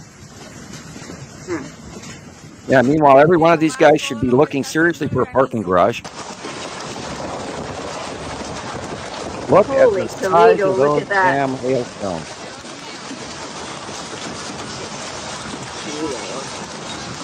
I just seen something on TikTok as well. Some chap called Reed Trimmer, and he was chasing some monster storm. Yeah, he's a storm chaser. He's actually quite well known. Is it Texas? I get his notifications. Yeah, that was last week in Texas. Oh, and actually that will be going on today as well in the South. Arkansas, Louisiana, Alabama. You have a great chance of this today and yesterday. I don't know if it did happen yesterday, but today and yesterday were the forecast for large hail. And there's going to be extreme storms coming everybody's way for the whole middle of the country, all the way up to Maine and New Hampshire by Sunday and Monday. So be prepared. You know, if you think about it and, you know, you got time off, I would take a very large, like even, you know, a futon mattress or something and put it on your car, or park your car in the garage if you have one, or a parking garage. And if you wish to avoid this hitting your car, I would think ahead, because this is coming. Because there's a lot of moisture coming up from the Gulf of Mexico, which is, of course, the jet stream thing with El Nino still going on. And then it's meeting that, what they're calling it, the Alberta Clipper. And this has happened all around the country for, well, all around the world for the last 2 weeks now. Major. Rain and wind was bad enough today, thank you. Yeah, major car window. I mean, the glass companies are having a field day right now, I promise you. I'll bet. They'll all be millionaires. Yeah, auto glass industry just skyrocketed. I wonder what the shares are like. That's mental. Yeah, supreme severe weather around the planet for the last couple of months. Ever since mid-February, we've been seeing unbelievable weather. Philippines flooded again. China flooded again.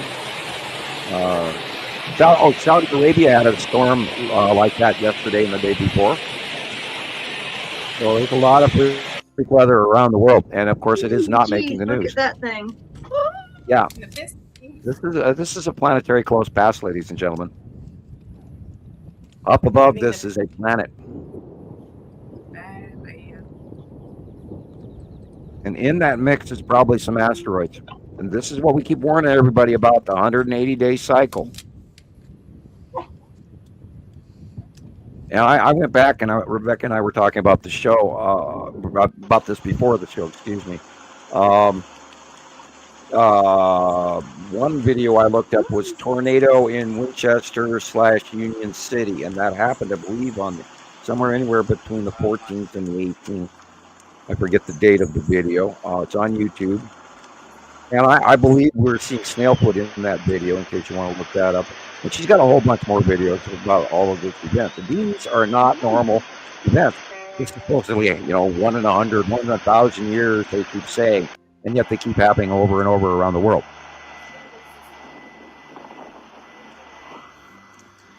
Yeah, our weather is no longer, we're not in Kansas anymore, Toto. Well, Saudi Arabia, the one I was talking about just yesterday.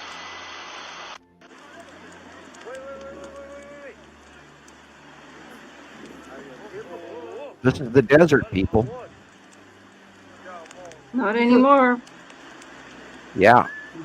And even in Google space pictures of the desert Southwest, Arizona included, there's areas of the Southwest desert that are green now for the first time in known history. So there's climate change right before our very eyes, good and bad. And this, of course, is going on in Iceland. The volcanic lava has slowed down, although the output, once it slowed down about 2 days ago, The first day it pumped out a major eruption, but then it slowed down, but it has not stopped. So they think this is actually going to grow it very large, and the lava is very liquid, and it is flowing towards the sea now. Listen, we're living in some prophetic times, but you got to understand that this doesn't just happen. Yeah, and I was talking about this with Maria the other day, how there's a whole new cluster of quakes going off on the subduction zone along the Canadian subduction area north of Vancouver. Would it be related? We had power outages along the Great Glen Fault in the last couple of days. It's entirely possible that, we are having the solar flares, and that will affect power grids. There are earthquakes directly attached to coronal openings, coronal holes, and there is one in front of these two major discharging coronal hotspots, 3615 and 3614. So, we could be going into a cycle where we're going to see a lot. And, like I said, there was 3 major earthquakes in Java, Indonesia yesterday. I got listings of 7.5. I think it was a 7.1, and then a 6.5 and a 5.5. And I don't know if that's changed or downgraded. I wrote this down. They usually do that. They downgrade them. So there's a lot of activity going on, and planetary push, planetary pull. We'll see what happens during this eclipse. We could see an event. I don't think we're gonna.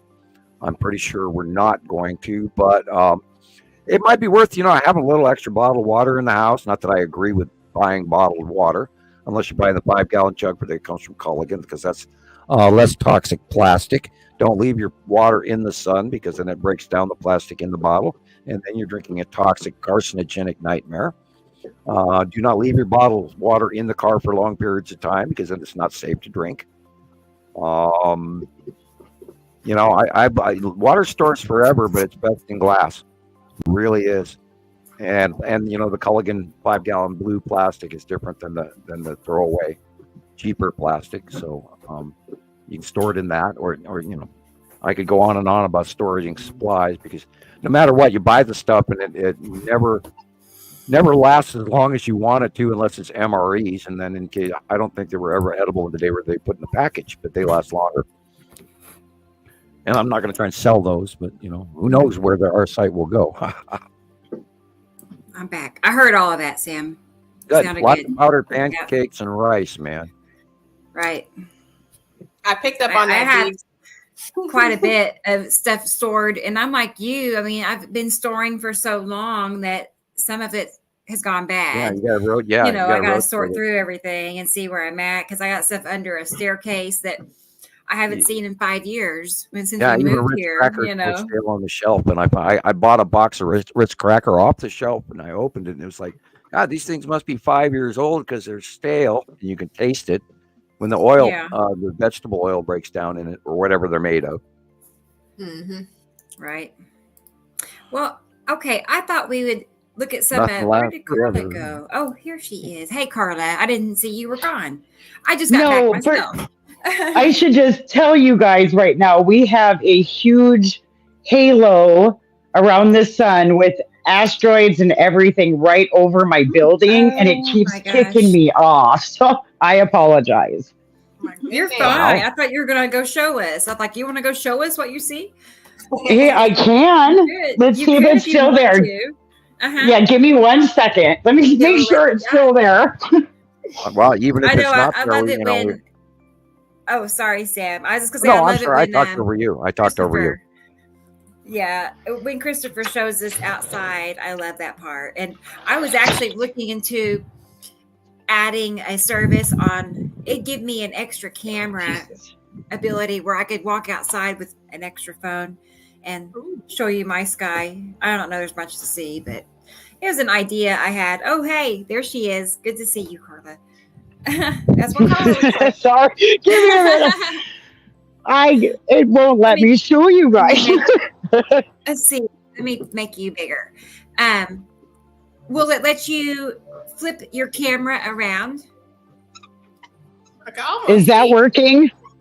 Oh no! There you go. That's I saw right. a bit of the rainbow. We're looking at the parking lot now. Yeah. Oh, there you go. Yeah, to the left. turn around. There. Right there. It. Yes. Boom.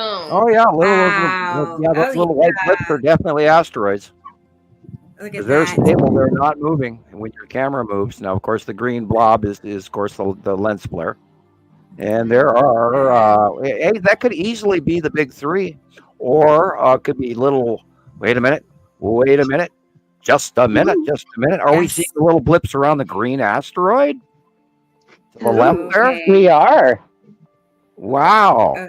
Yeah, look at those. This is crazy what's going on here. The green asteroid has little white illuminated blips around it, and we've never been able to determine what the hell they are, and that really looks like it. Although the green asteroid should be on the right, but maybe it's not. Because that did look like this does look like the little blips around the green asteroid. Which part, Sam? Which part? On the left there, you can see there's a circle there, and then there's little blips around. Actually, there's two circles there. Those little dots. Or they could be just smaller micro ones around the red asteroid, which would be over to the left by size. And it could be but there's a couple of major asteroids right there. Hey, Carla, what's over to the left a little? Or are they star destroyers? Yeah.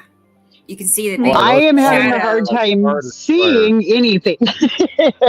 Can't see. You're doing great.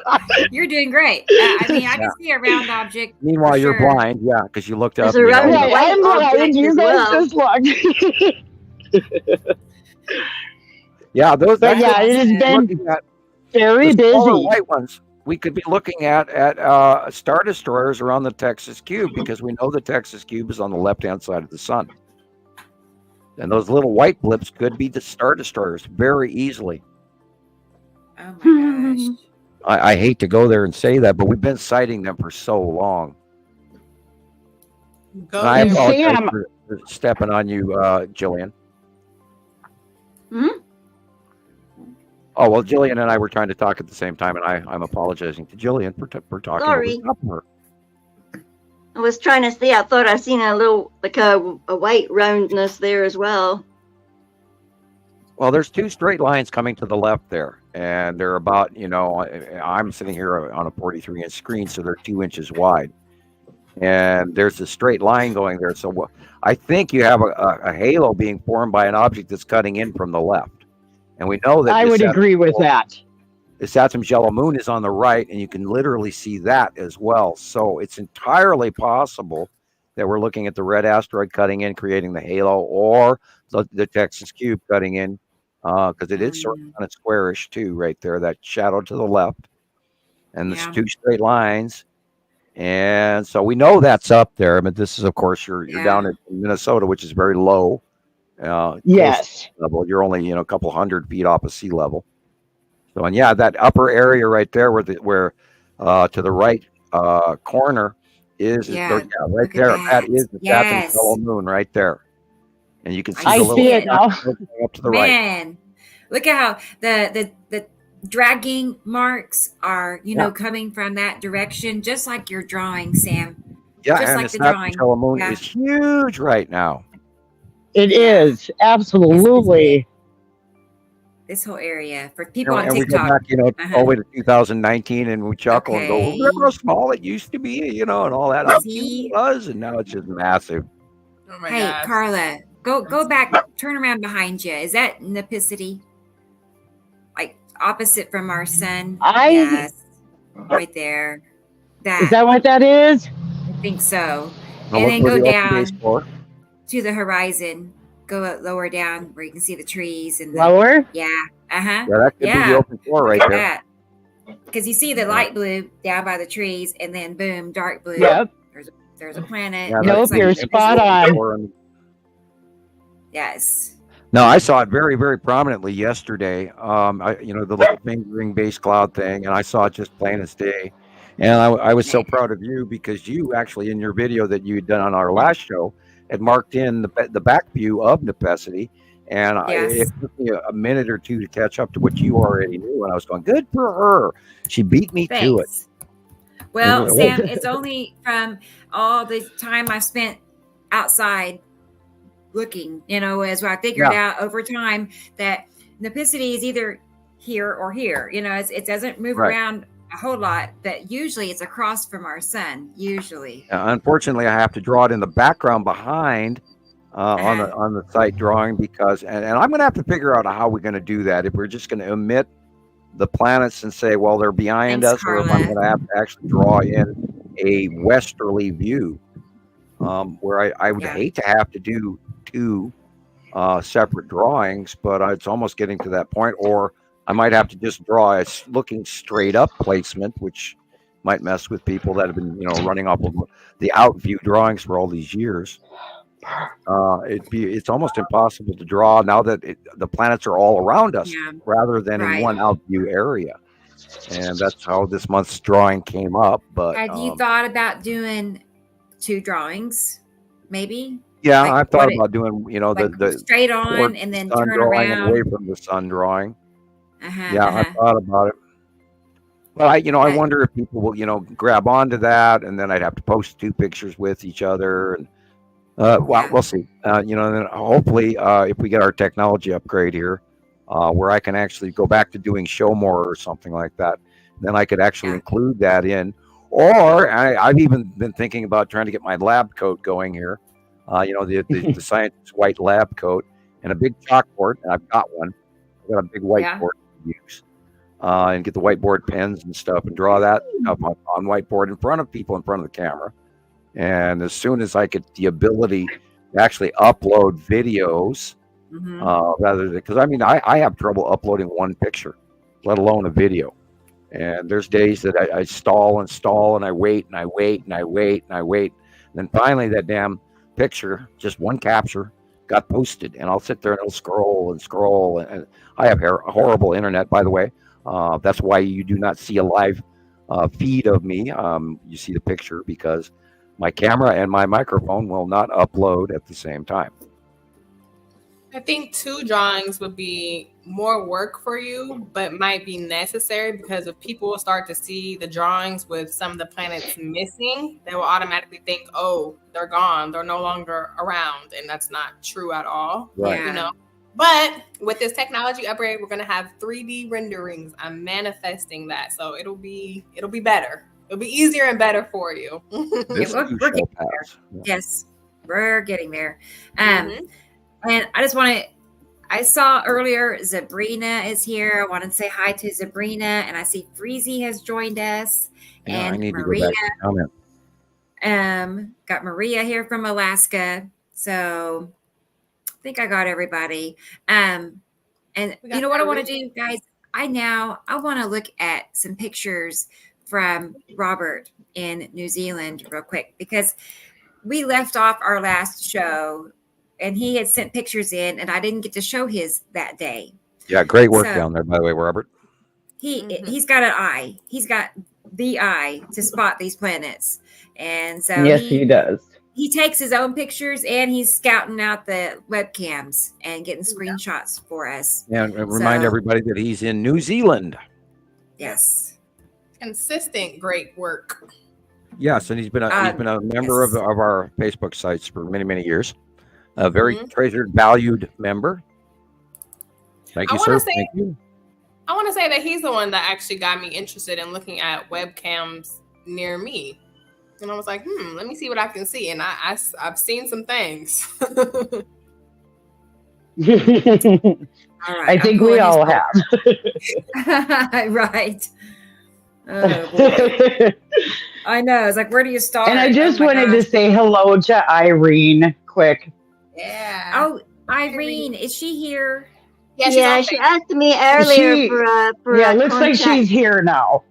Okay, Irene. Well, good. I'm gonna put your name down here.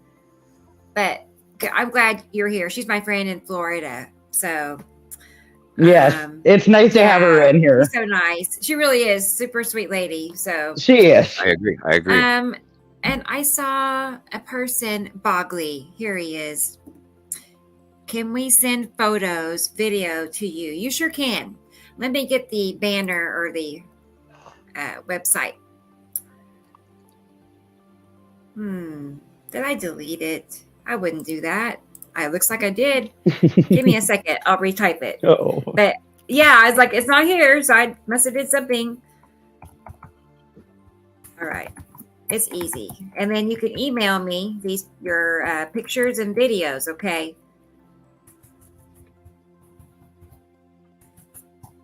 Okay. It's this. It's skypics for Sam at gmail.com, okay? So I'll check it here in just a few minutes. Keep an eye out for your post, your pictures. Now you got me curious, Bockley. I'm curious. Okay, so let's go back to Robert a second and his pictures. I can drop that down and then I can get back over here. Here we go. Look at that. This is New Zealand. It looks beautiful there, guys. I would love to go and visit. It looks so big, doesn't it? Uh-huh. Do you see how small the suns are? Look, it's just like this much. It's so squeezed. Wow. That is amazing. I mean, what's happening with that band, Sam? Is that Yuri? That's the Necessity Band. Yeah. Okay. Yeah, that's the Necessity Band. And that's been the norm around here lately. Oh, wow. Okay. Yeah. Wow. Really? Okay. Things are changing dramatically fast. And notice the axis tip. The axis tip is to the left. Right. Which tells us that it's moving to the left side of the sun. Because when it's on the right-hand side, there's a right axis tip. When it's directly over the top of the sun, it's horizontal and straight. When it moves over to the left-hand side of the sun, it gets a left-handed axis tip. And that's our out view. That makes sense. Okay. So is there a planet behind? Yeah, I believe that probably that bottom illumination, the very bright, the sun is shining on the bottom of another planet, and we should probably say that would probably be where Saru is. Remember, she has a very, very thick, very bright base cloud. Now, the base cloud is below the planet. It is actually the southern pole exterior atmosphere, and each individual planet has their own individual base cloud atmospheres, and that's how we can tell which planet is which, especially when they get this big. Now, years ago, they used to be a lot smaller, and it was much easier. We could tell by color and shape and location and size, and you could tell, oh, that's got to be Uri because it's huge, and oh, that's got to be Atu because it's right next to Uri and it's smaller, and there's the white moon. But we've learned the base clouds. We've learned all of this over the years, and it is such a huge, huge pity that all the new folks out there weren't along with us in the beginning of this ride, because then you guys would be experts as well by now. It has been, we're going on our 14th year. So, I wish everybody would have caught this. That is the side of Isetum. And we know that because of that curve right there, for starters. When you see a curve coming smaller clouds, those are not in our atmosphere. Those are exterior up in space. Right. And Sam, space clouds. Yeah. I know you guys have brought this up numerous times, but it is amazing to me that people can drive down the road or go to a store, come out, get in their car, and not look up and see these things. Yeah, I don't know how. It is just shocking to me. Me neither. I cannot wrap my head around that one. Yeah. Every time I go to Walmart, I do the parking lot 360, and years ago, people would go, "What are you looking at?" And then I would tell them, and they'd, excuse themselves really quickly. But now nobody even comes up and approaches me anymore. I think a couple people maybe. I've cornered a couple in my time, but and they just go, "Oh, they roll their eyes and want to change the subject." And I got to get to the soccer pickup where my kids have a nice day, and they look at their watch and roll their eyes. And yeah, it just blows me away that people aren't interested in, and nor are they able to fathom the possibility. Well, how could these planets just sneak up on us, and then we wouldn't know about them because wouldn't NASA tell us? Like, no. NASA. Today I seen something as well. When I came out I was in between the houses doing the laundry run with the trolleys and stuff. And when I looked up, you could see the edge. It must have been of Uri, the edge of Uri. And this is what we're looking at all right the now. Gleaming rainbow clouds all to the right of it. Just rainbowing like crazy. I took pictures. I need to send them. Yeah, I'm thinking that Saru has been creeping up behind Uri and so close that we probably aren't even recognizing her yet. But this is the side of Uri on the upper left. You can see the dark area. You can see the stripes. Predominant. The stripes of Uri have repeatedly been the same year after year after year. And we've got to the point where we recognize that as well. There is a cut-in going here behind Uri, which is what's creating this halo. This is a light refraction halo. And we can tell it's not a sundog because it does not come below the horizon to the photographer. And there's a very large possibility either it's an asteroid cutting into, which it is very probable, but we could also have the side edge of Saru cutting into the out view. Because look how tiny that sun is. That is a normal sun. It also has the crisscross pattern of Uri that we see a lot. The stripes going this way. Yeah, the stripes going around the planet. And they're always the same. And we've gotten to the point where we recognize Uri so well. I mean, I can see it in my sleep. Yeah, same. I just can't help it. It seems to have been very predominant for a while now, Uri. Oh, and I have to apologize to all those people I was talking about in my sleep last night. Forgive me for interrupting your dreams. Oh, I was literally, I was clicking the pillow all night long again last night. And I was dreaming that I kept talking to everybody, like I do regularly anyway. And it was just like, I don't even think I shut off at all last night. I was clicking the pillow and, here's an example of this, and here's an add to, and here's the object cluster group, and here's, the green, all night long through my dreams. That's funny. Yeah. That's why I barely sleep anymore. Right. I guess I don't remember my dreams. It's frustrating because everybody has all these cool dreams, and I'm just sitting here like, I just sleep really good. I wake up and I'm, I sleep really good. That's good. Lucky you. I don't have dreams though. It's like, why not? Yeah. I don't know. I was doing my homework. I think it's very normal to have bad dreams in the times we are living right now. Yes. I have them all the time. I just wanted to make sure people knew. I was looking at this picture and I saw how the halo was interrupted at like the 10 o'clock area of the sun. How the halo stops and then it starts back up again. I can see this big old blue curve that's cutting into that little part of the halo. It's probably Atu, maybe, because it's higher up. It doesn't look like Uri. On this shot, Atu would be over the top of us still. Okay, well, there's something. And to me, it looks like Uri. It could be Uri. Yeah, from my angle, it looks like Uri. Yeah. Uri is in the upper left corner. Period. And you can see the stripes and everything. And of course, I'm looking on a 43-inch screen, so 42, 43, whatever it is. Yeah, that helps. I'm going to make a comparison with this one. That's good, Robert. Okay, we'll move on. That is amazing. That. Yeah. Oh, this is easy. This is, and look how gray it is. And God, I can't say this enough to everybody. The light is completely wrong on the planet, everybody. If you can't tell that looking at this picture alone, that is the sun is to our left behind us, and we are looking at the bottom of purple Atu and Atu's moon. Yep. Yeah. Absolutely. And we have seen this shape for over a decade. Those clouds, that V shape is very much Atu and its moon. Yeah. And the purple. You can't argue with that purple planet. And what's really, really weird is look how gray and unlit the rest of everything is. There is not enough light And this might be part of what's coming in with that eclipse. I mean, and this could be they know it's going to be a biggie, and how many people are going to freak out, and what are we going to see when the sun is blocked and the other planets around us are all illuminated?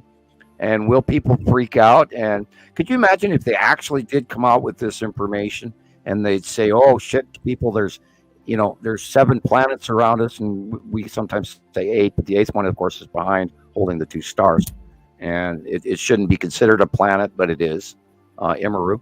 But yeah, could you imagine if everybody just all of a sudden realized that, boom, we're right in the middle of all these planets and there's people on them? What kind of possible freak out for the people who do jump off the extreme edge on a lot of topics so easily? It kind of just reinforces why they're not telling us. Exactly. That's a cool picture. He must be this kind of reminds me of the asteroids at the base of Uri. Nepacity. Nepacity 4 with the rounding asteroids, because there's 3 at the front of Nepacity, and this could be the big 3 right here. 1, 2, 3. Like that'd be just straight up based on what I'm seeing. Like he's doing a panoramic above him, and so just like straight above is those asteroids passing by. Just looks like the sky is boiling. I didn't even see the trees on the top. My brain didn't even register on them at I all. know. It takes a minute. It's teaser. Yeah, widescreen shot. Pretty cool. Yeah, and over time, your brain will, start to look at things in different ways. You'll learn, and we talk about this all the time. Look at the dark areas in the picture first. Don't look at the light areas, and you will see so much more. Cool. Oh my gosh. Oh wow. Yeah, there's Nepacity base cloud again. The light and blue areas on the left are those asteroids again at the edge that come around on the side of Uri. And I've got drawings going back years on this exact little fingering around the base cloud and the cutoff illumination of the sun, because look how large that illumination is. So it's entirely possible. There is a sort of a green blue off in the distance on the left, and that could easily be Saru. And, she could be right up on our noses and we wouldn't be able to tell right now because Uri is still blocking the view. That's gorgeous. All right. Yeah, I wonder what they must see, being that they're down on the southern half in the southern hemisphere. There's got to be a complete same view, but slightly different. And I always try to work that out in my head. And, unless I'm there, I don't figure it out. Yeah. I was just looking at how the sunlight is. The lighting. Look how screwy the lighting is. It's dark looking. Yeah, and I was watching a film, and I'm trying to think of who it was. One of the normal YouTube films that I follow, and they went back. Oh yeah, it was Martin Dulard, and he lives in an Italian Alps rock house, and he's rebuilding it. I watch him every Sunday. He puts out a new video, and he went back in a storyline, and he reshowed some film from last year, and you could directly see that the light was completely screwy wrong, and that was back when it was gray. Everything was gray, and I still think we've got a lot of that going on right now. So be aware of the amount of light in your shots. Look around at the shadowing. I mean, there's a reflection in the water. If you look over on the left-hand side of a planet face with stripes on the water, and it's kind of purple, but that would be where Uri is, right there, and it shows on the water. That's that shadow. And if you dissect these pictures well enough, you will learn to see these planets. And there's so many. Look at the green blue. Oh my God, are we seeing Saru? Right. That's green blue. That before. Yeah. And like I said, she could be right here creeping up on us faster than we know it because Uri's been in the way. And this is the first example of this green blue I have seen this strongly. It's not Nepacity green. This is Saru green blue. Well, so would that gold in there as well? Atu in front of it, the purple clip in the top corner? No, that would be Uri still, because Atu is directly over the top of us right now, and it is barely going in our front view. It's mostly over the top of us right now, and that's what I believe partially what some of this 180-day freak storm and major hail is coming from is Snailfoot and Nepenthe rain bomb, or as what the government would call a bomb cyclone. But then now they're attributing bomb cyclone to these rotational hurricanes, which are in the northern hemisphere that actually do come on land and continue on land and stay stable on land, which they never ever used to do before. This one, I remember this. This Christoper got a bunch of stuff like this one as well on the left, and that is, believe it or not, that is the Tan asteroid group from the OCG Salamander cluster group off the side of Uri. Uri is right coming in over the top of us in these two shots. And those are the asteroids between Uri and us. And this is what's going to cause hellacious storms, hellacious lightning discharges, freak weather from hell. And we got a lot of captures in the last 2 days, just like this. And look how gray it is. Look how gray it is. The light is wrong, guys. Yeah, the coloring is weird. Really strange. And again, I always look at pictures like that, and I think about how we never saw anything like this 20 years ago. You think back when you're a younger person, and I'm like, never, ever, ever have I saw a sky like that. So or the height of these things. We would see storms come in, and you'd see them up, halfway up the sky. And then maybe the stuff over the top of you. But if you look at these pictures, they go way, way, way, way up in the sky. And these are passing planets with asteroids underneath them. And we've seen them for so many years get bigger and bigger and bigger. And you guys out there, you new folks, you sky watchers, you citizen scientists, you got to learn this, because this is a freak event. We've never, ever seen anything like this, ever. Except for the last 14 years. Mm-hmm.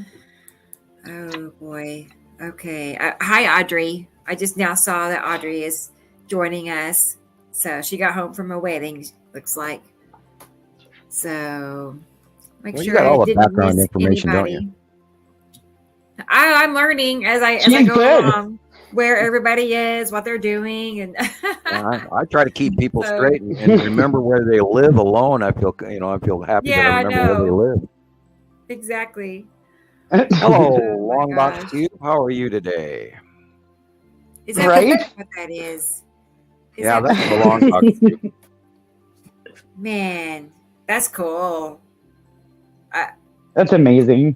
It is. That's the perfect angle and everything. I love that picture we had last week, where you could actually see the infrastructure and the pylons of the construction of the thing, and you can kind of see it here too.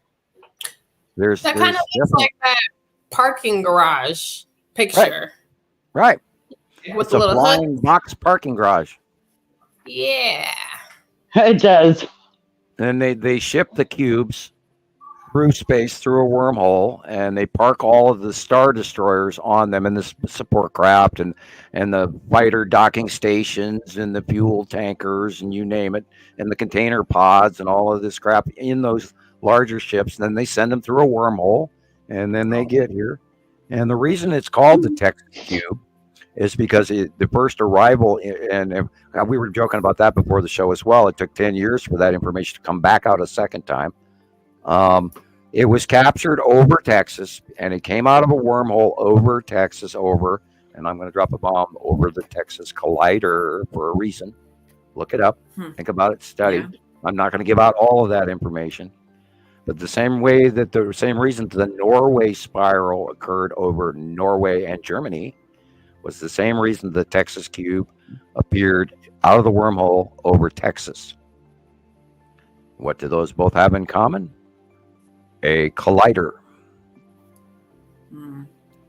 Interesting. This is good. It's also why the Hadron Collider's experiments are failing, and they don't know why, or at least they're not admitting the public why. Yeah. Okay, so are you playing saying with Pandora's box on that one, in my opinion? Okay, so I you're would saying agree. CERN is like opening portals? Is that what you're saying? Right. Well, markers. Yes, they are. But to have a Stargate, they you have are. to have the seventh marker, and in order to have a seventh marker, you have to have a connection to where your destination is. Absolutely. And in order to have a thread link It's through like Stargate. from one galaxy to another, you need that marker. Yes. You have Man, the okay. destination, your coordinates to where you're going and where you're coming from. Absolutely. And all you have to do is go watch the movie Stargate. Right. That's a Okay, really excellent Stargate. movie. Excellent movie. All right. It is. Yeah, the Write series it down. SGI was Stargate SGI was a really good series as well. I actually wish I had that on video. I missed a lot of those. I didn't have cable, so I missed a lot of programs. And again, this is an easy one. This is the sun is setting. Wow. Well, this That's is incredible. Moon. And then that connection line, that's weird. Man. That bottom connection line. Wow. That is strange. Clouds going on there on the left lower. But I believe A this lot to be of debris. Texas Moon. Yeah. That could be the Texas Cube dropping in orbit, but that doesn't make any sense. No, it doesn't. But we have seen a lot of pictures where it was really close, and then last week we did see a whole bunch of captures of the long box cube being much closer to Earth than it had been as well. So maybe they're moving around, and maybe they're going, "Hello, do you see me yet? Do you see me? I'm over here." Who knows? Who knows what's going on?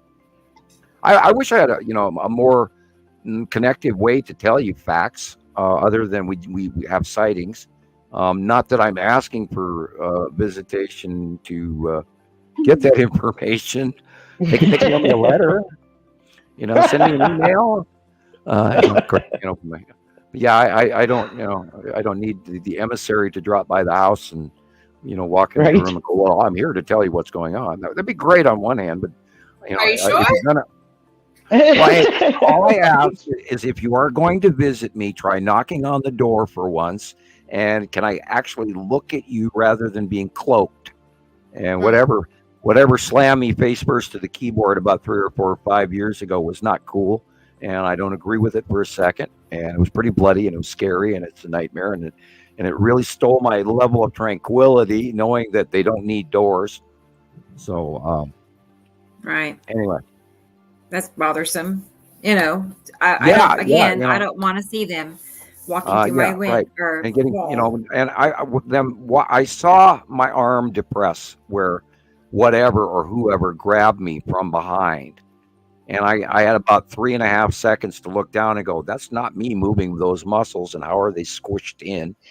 And then the next thing I know, I'm looking at LJG, MNFR up close, and it was painful. I got face slammed into my desk, and then they tried to retag me or sample me or whatever, but then I ended up escaping and then bloody run. And we've talked about this on previous shows, but anyway. Right. No good. Yeah, not fun. For if you're reason. Talk to me face to face. Yeah, we can have a nice debate, no problem. But just don't sneak up on me anymore, please. That's a fair request. I hope they listen. Yeah, and you can you can smell them, and you can feel their electric air, and you can feel the air move, and not fun. And what was amazing was when whatever grabbed me, I couldn't see anything grabbing me, except you could see the depression of my skin. And I actually had to move my hand and go, "That's not me.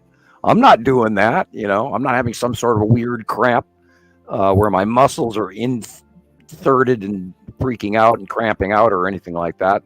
Because I actually moved my hand and went, "No, that's not me." And then the next thing I know, I'm kissing keyboard.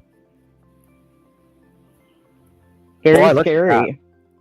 Look at that. This is a nighttime shot. That's amazing. Look at the curvature.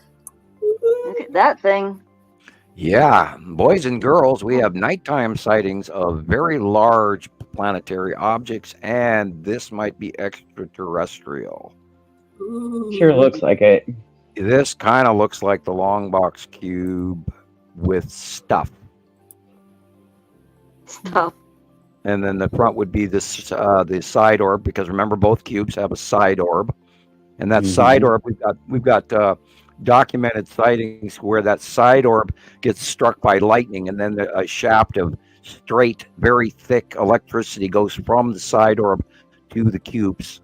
So it's like a receptor module to power the cubes, pulling in from lightning. And we know that alien spacecraft do draw energy from lightning storms.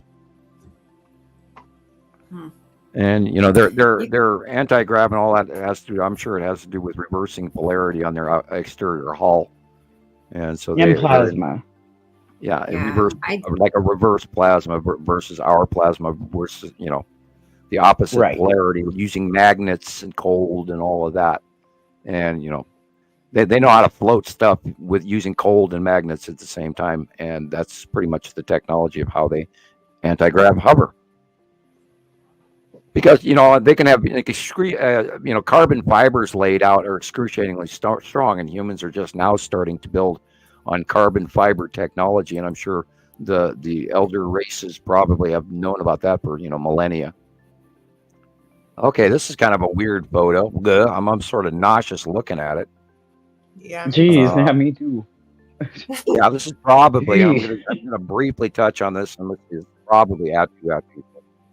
I'm glad I wasn't that the curve though. Man, that's the angle's crazy, but it shows how rounded it is. As it goes behind the tree there on the left. Yeah, dark blue line that goes up and round. Really round looking. You hear the seasick sounds in the background. Get the bag with the garbage can. I'll have to try that angle sometime. Yeah. In the early days, we had so many people that they'd start filming, and then they'd look over at the right, and then they'd swing it really fast over to the left, and then they'd look up, and please watch my video. And about the third or fourth one of those things, I'm seasick, grabbing hold of the desk, trying to stay in my chair, for future reference, everybody, and slowly, please, so we don't get sick watching your video. I was gonna say, speaking of painting, okay, I am guilty of that myself. Jerking around. It takes practice. My husband tells me, he's like, take lessons. You're going way too fast, he says. You have to hand slow. Yeah, we can all take lessons from Tony in Switzerland. Yeah, and I saw a bunch of Tony's work this week. Excellent job, Tony. Thank you so much.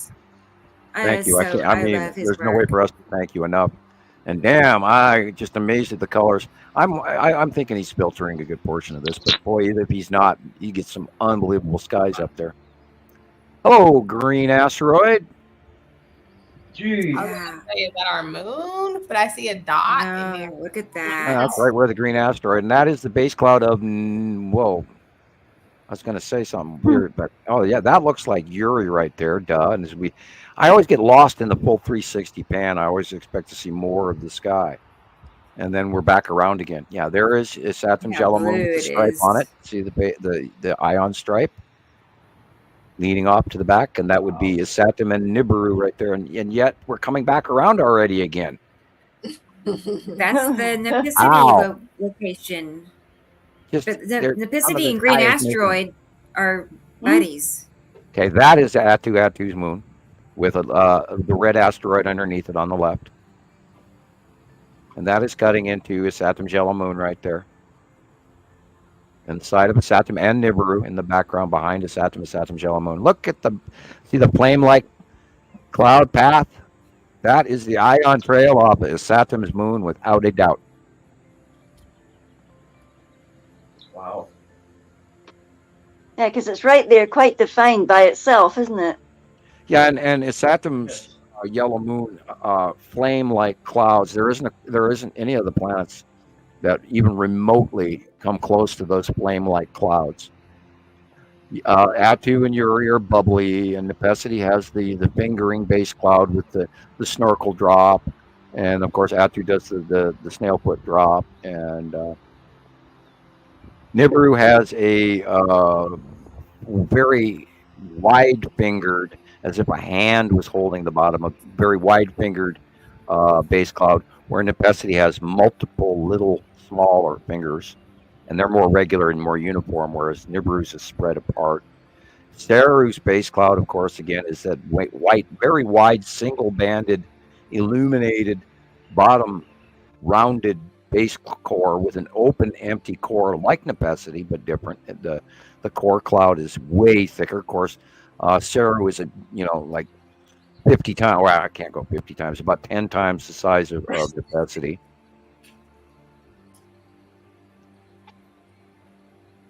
Yeah, Tony does some really good work. Is this still his work? It is. Yeah. Yeah. It's so beautiful there too. I want to be there. I know. How did I get born in Oklahoma? I don't know. Yeah, those mountains that's probably a portion of the Alps, and as you can see, the sharper edges, and then it's uplift. Right.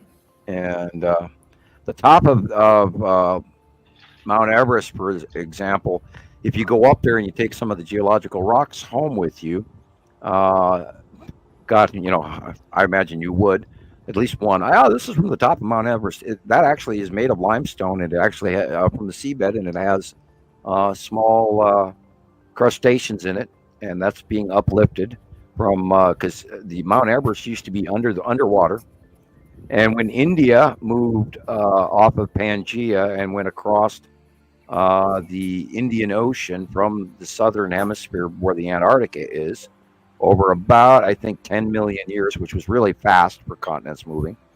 I think it moved like 10 inches a year for a couple of million years, and then crashed into the Asian plate, and that is what is building the Alps and everything and pushing them up, because the Indian plate is still crashing in and pushing stuff upward. And that is right there is the edge of Uri, and that is the edge of his Saturn's yellow moon again, because he hopped. Went from one side to the other. And we're probably looking at the bottom of Attu above us here, because he's rising up. Attu's moon, and some asteroids going vertical. Look at those asteroids. That's stuff.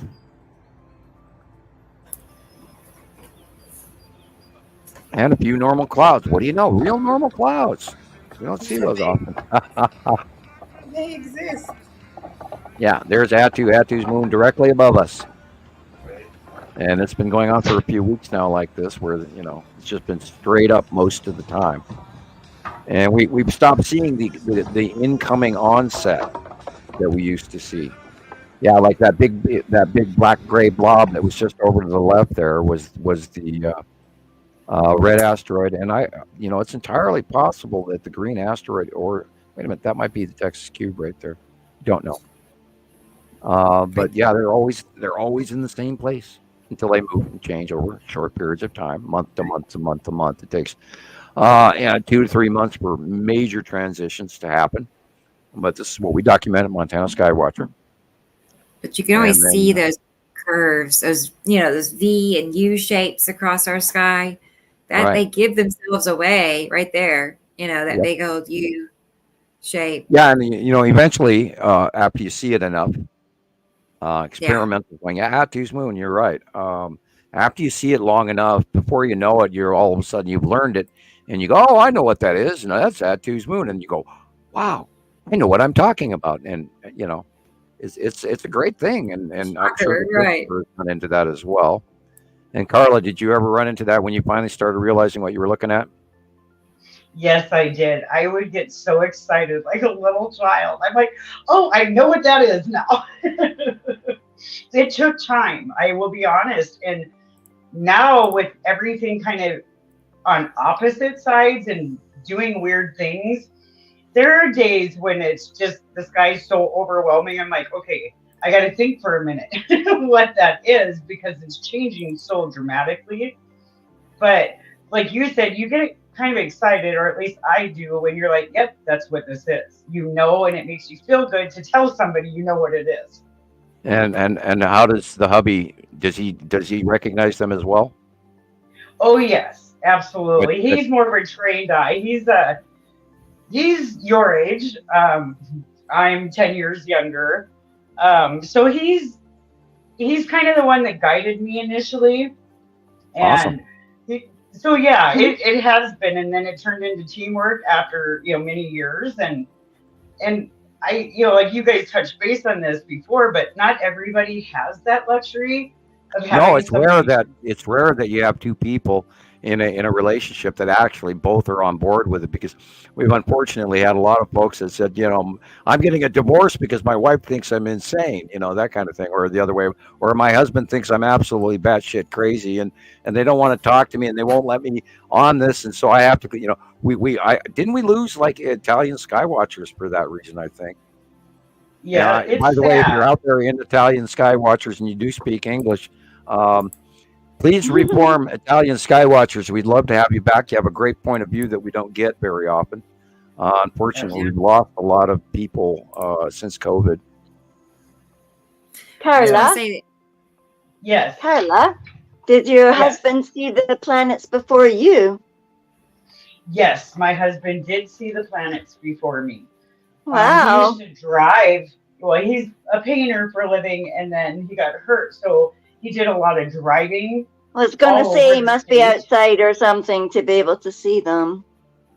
Yeah. Yes, he would drive. He'd see the sunrises and the sunsets, and he's like, something is not right here. And I think about 2010, 2011 is really when he noticed it. It took me probably a good 2 years to get on board with it, because I didn't understand it at first. But then when I started seeing it with my own eyes, I'm like, this is not normal. And, Rebecca, I think it was you who made a key point earlier. I do not remember growing up with skies like this. So to me, that was a dead giveaway. No. So wow, you must have been so excited when you started seeing it too. I was. I felt like a little kid. I'm like, oh, okay, I see it. But you still get like that if you see them and you're like, oh my God, look at that at the window. Like you're doing your work and you're like, I know it. I will really learn how to multitask. Yeah, you have to start saying like, click, wash, click. Exactly. It's always click. Exactly. Like Rebecca said, if you got a shot, take it. Yeah, I was on a corner now when I was coming home, and all I could see was I kept looking backwards, and there was this one woman walking towards me, and I didn't realize she was actually one of the lassies who used to work with me. And she's looking, what are you looking at? I'm like, oh, it's like too much to explain. And she's like, then she wanted to talk dog because her dog's the same breed of dog as mine, but she kept looking like where I was looking, and I could see the beams of light going. You know how something big, like it must have been an asteroid of some sort, just covers the sun, and the beams shoot up like that. Right. And it just started happening as I turned the corner to come home. I thought, oh, look at that. Oh. But every time that it changed, that the rain would rain on us because it was cloud bursting. It was just so much water came out of the sky today. When I was walking up and down between the care homes, at one point the drains couldn't take all the water. Wow. It was the one year when 2 years ago it was fountaining out in front of the care home. The water was just fountaining out. Jeez. Hey, I just want to add real quick that these are pictures from T. Racy in UK. She sent me 3 pictures. And yeah, that's why I'm stalling on these, just so everybody I'm looking at this illumination, and my mind has gone to a couple of different things. But if you go back, that I think may be the base cloud of Nepesi. See the 1, 2, 3? Yeah. Where the snorkel dropped, and it is green. But then, go ahead. Yeah. Well, okay. See how at the corner where the rooftop and the tree is, there's a so it starts there. Yeah, there's and that I see dark this area, and that could angle. easily be Atu's moon. Yeah, there's like this. Got the bubble clouds there. Right, and then all we know that behind Atu is usually Nepesi, and this could be very easily the side illumination of the bottom of Nepesi and the snorkel, the drop down base cloud, and it has 3 rings. And if you count them, there's 1, 2, 3. Yep. Sure is. And then it looks like the core, underneath it in a darkened, slightly tipped to the left axis, which we just saw in other pictures. So this could easily be the bottom of Nepesity being illuminated. And then the upper left corner in the dark blue would be probably Atu's moon. And Sam, I just want to tell you something real quick. My husband wants me to tell you guys this. A lot of his training came from the Navy when he was on his ships years ago. So that's kind of what he was trained to do, was to watch. Yeah, and they do use the sky. They for a lot of direction. Right. So I think that's where he got a lot of his gifts, and then it just kind of all came together for him.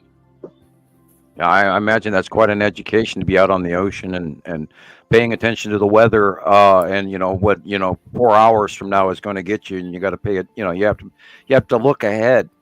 And naval training is very extensive. There's lots of math and other kind of things that they do end up having, and which is great if he's on board with this and he actually has Navy qualifications. Then I feel better, and B, congratulations to him as well for seeing this.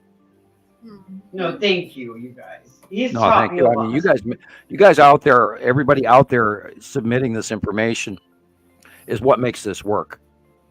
And we're not just some group of people trying to sit, across the coffee table and talk about whether or not the Danish has got cherry filling or raspberry and all of that. And we're not this, YouTube side group that wants to, and I do love the guys that like the Irish folk on the Tri channel.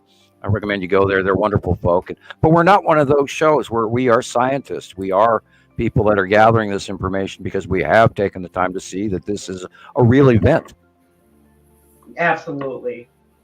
And your drawings are just amazing. They're so spot on. Please do tell me how amazing I am. Please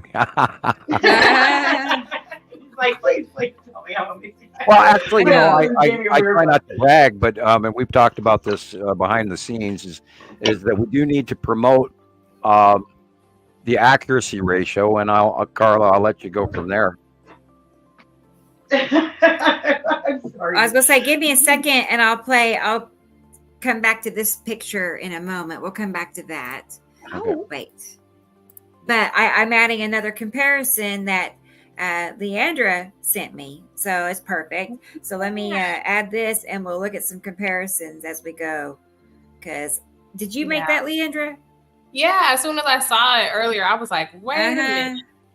Okay. Yeah, I see it too. Now that you point that out. Here, let's pull them up so we can all look at it.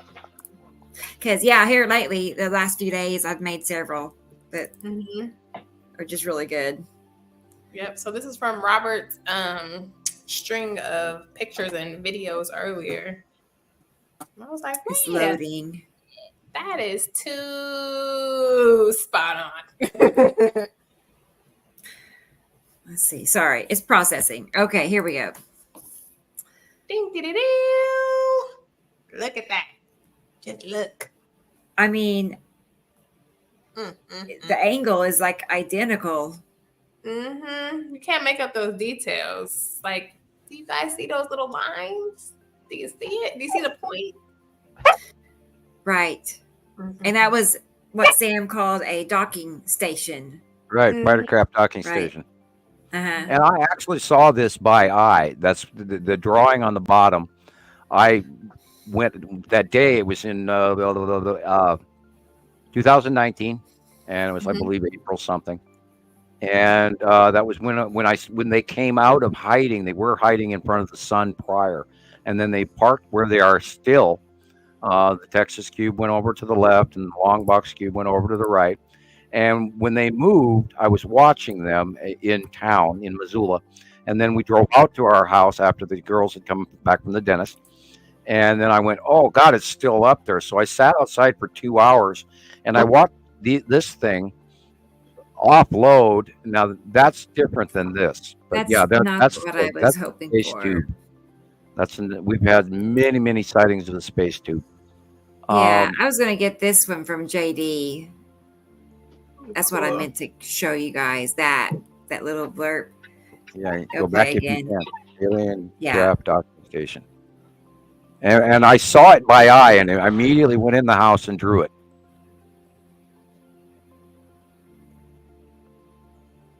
That's all he caught. He just caught that little blurb, you know. Yeah, he had a double blur because he had the rod. He had the space rod flying through the garage, and that's different than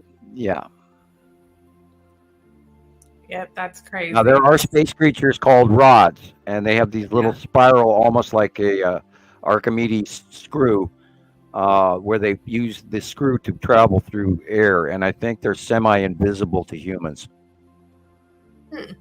This looked very much. This was out in space, and it looked very much like the docking station. So you said space beings as an entity or craft? Okay, for those of you who have seen Star Wars, they're like Minox. They're like a bug in space. Space bugs, space creatures, space whatever they are. They're or like suckerfish or something. The Minox would attach to ships and then chew on the power couplings and all of that. That's the Star Wars version of it. But there are space creatures that, you know, like those little suckerfish that sit on the side of sharks or manta rays, and they go along for the ride, and then they suction click up onto the side of things. Well, there are creatures in space that I believe that are occasionally brought in on the side of ships that do come into our atmosphere and land, and then the rods escape and leave and fly around for a while, and probably eventually end up leaving our atmosphere and going back up into their natural realm or dying. Who knows? I don't know what happens to them, but there's been sightings for many, many, many years of what they call rods. Very these little cylindrical. They're like a noodle that spins through air, but they're alive. I don't see them. Excuse me, Theo needs to go out. I'll be right back. Okay. Okay. Thank you. Come on. Yeah, and it's cough drop time. That's one. I just didn't know that asteroids were so colorful, but they are. Yeah. They are. They're actually pretty. Asteroids are pretty. Oh, in the early years, we saw them way out in deep space, and they were more recognizable than the planets were at that time. And this is part of what prompted me to start looking in a specific area in the shots and start blowing that area up when we first started seeing the second star, all the planets and the object cluster groups and all the asteroids. And the asteroids were actually giving off light independently on their own. They were self-illuminating. And this is how we named the green asteroid, the blue asteroid, the red asteroid, the lead asteroid, the spiral asteroid, Big Sister, Little Sister, and now Lorraine. And those are just the listed asteroids that we've acquired names for because of their outward appearance, their activity, etc., that were self-luminescent. And we're going to have a whole bunch more of that. And I sent Rebecca earlier a picture of a purple illumination, and I believe that to be like a nighttime @2 illumination. I had that. And it could be illuminated facially by a self-illuminating, for instance, the red asteroid, which is close to @2 currently. Bear with me. Whereas the lead asteroid is farther away right now. But if it self-illuminates, it will show a refractive color off the face of the planet. And if it's close to Earth at night, it would be showing the planetary refractive color, purple. And we have a bunch of nighttime sightings of all sorts of really intensely large objects showing up at night. And that's also expected to happen more now because they are going beyond Earth and they are above us. And they are going into the light. So we are seeing facial values of them because prior to that, we were staring at nothing but their dark side. And only when they got side illuminated, did we see a side illumination crescent generically for the first many, many years until, of course, but then we identified the cloud bases. And this is the picture. That's cool. Now, you cannot say this is a grow lab in a very large city because it would have to be a much smaller photo. This, I believe, is the side face of @2 being illuminated at night. So it's and true the white moon is over to the right. Is it true that asteroids were more easier able to see their color in the earlier days than they are now? Well, they're so big now, but now that they're passing Earth, and they're going beyond us. They are more illuminated facially. Before we didn't get to see that. We saw the dark sides of them. Now they're going beyond us, so we will see facial illumination of them at night. Because the other side of the planet is being illuminated, and we are on the dark side when we're at night. We're on the dark side of our planet looking out. And people have been, well, wouldn't we see, why don't we see the planets at night? For years, people asked it, and I said, well, because they're between us and the sun. But now they are going beyond Earth and past us. And this is what we're seeing, a facial illumination of purple planet Atu.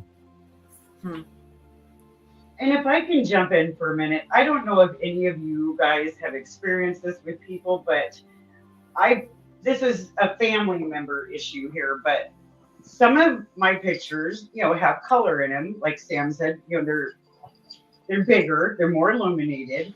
But I've had family members tell me my photos were not real because of the color in them. Right, because they can't believe that it was in their sky.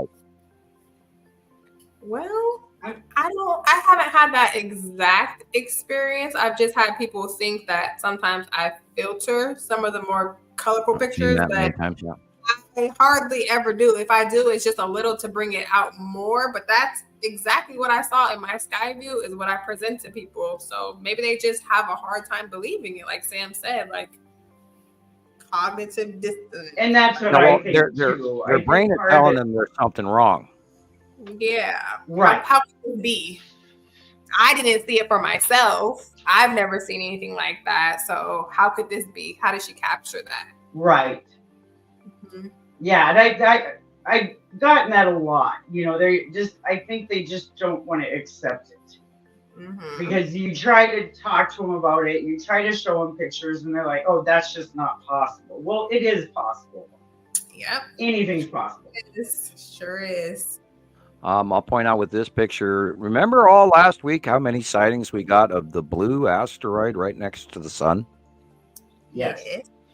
And this is the sun being clipped off by the bottom of planet Nepesity with the ion drop, the base cloud drop clouds, which is cutting in front of the light. The planet, the rest of it, all that blue is planet Nepesity, and these are the tight fingers that are regular. And notice the left-handed axis tip again.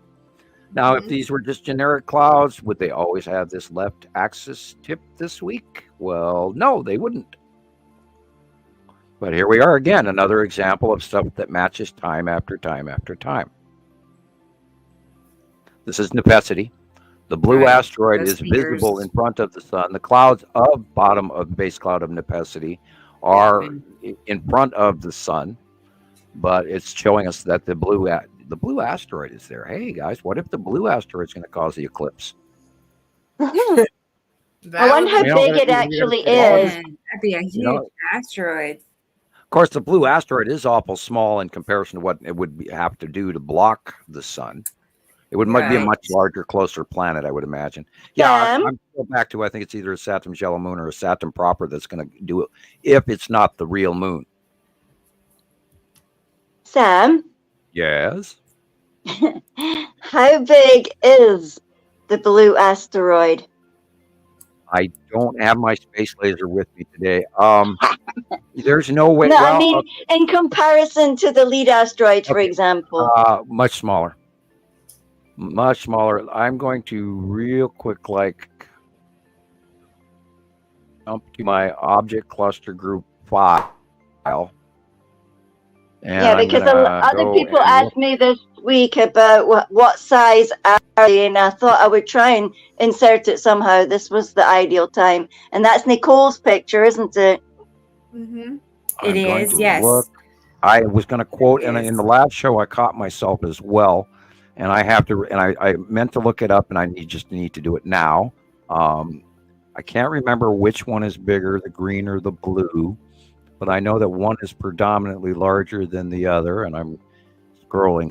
Okay, there we are. And another question that I had was because you know how the blue has been it's been around the lightness of the sun where the light comes out the clouds. Right. a lot this week. If you take a picture, for example, it looks blue around the lighting of the sun is the way to put it, because it's the light spreads and then there's a blueness. Okay, I believe that the blue asteroid is bigger than the green asteroid. That was going to be my Really? guess. I was going to guess that. I was told green. Yeah, because for the longest time, and I'm looking at multiple pictures of it right now. For the longest time, the blue asteroid and the green asteroid traveled right next to each other in out view. And now, because they've gotten so much closer, they're showing a distance apart from each other. And we're seeing them orbit. Remember, they orbit the gas giants. They're not in Earth's atmosphere orbit.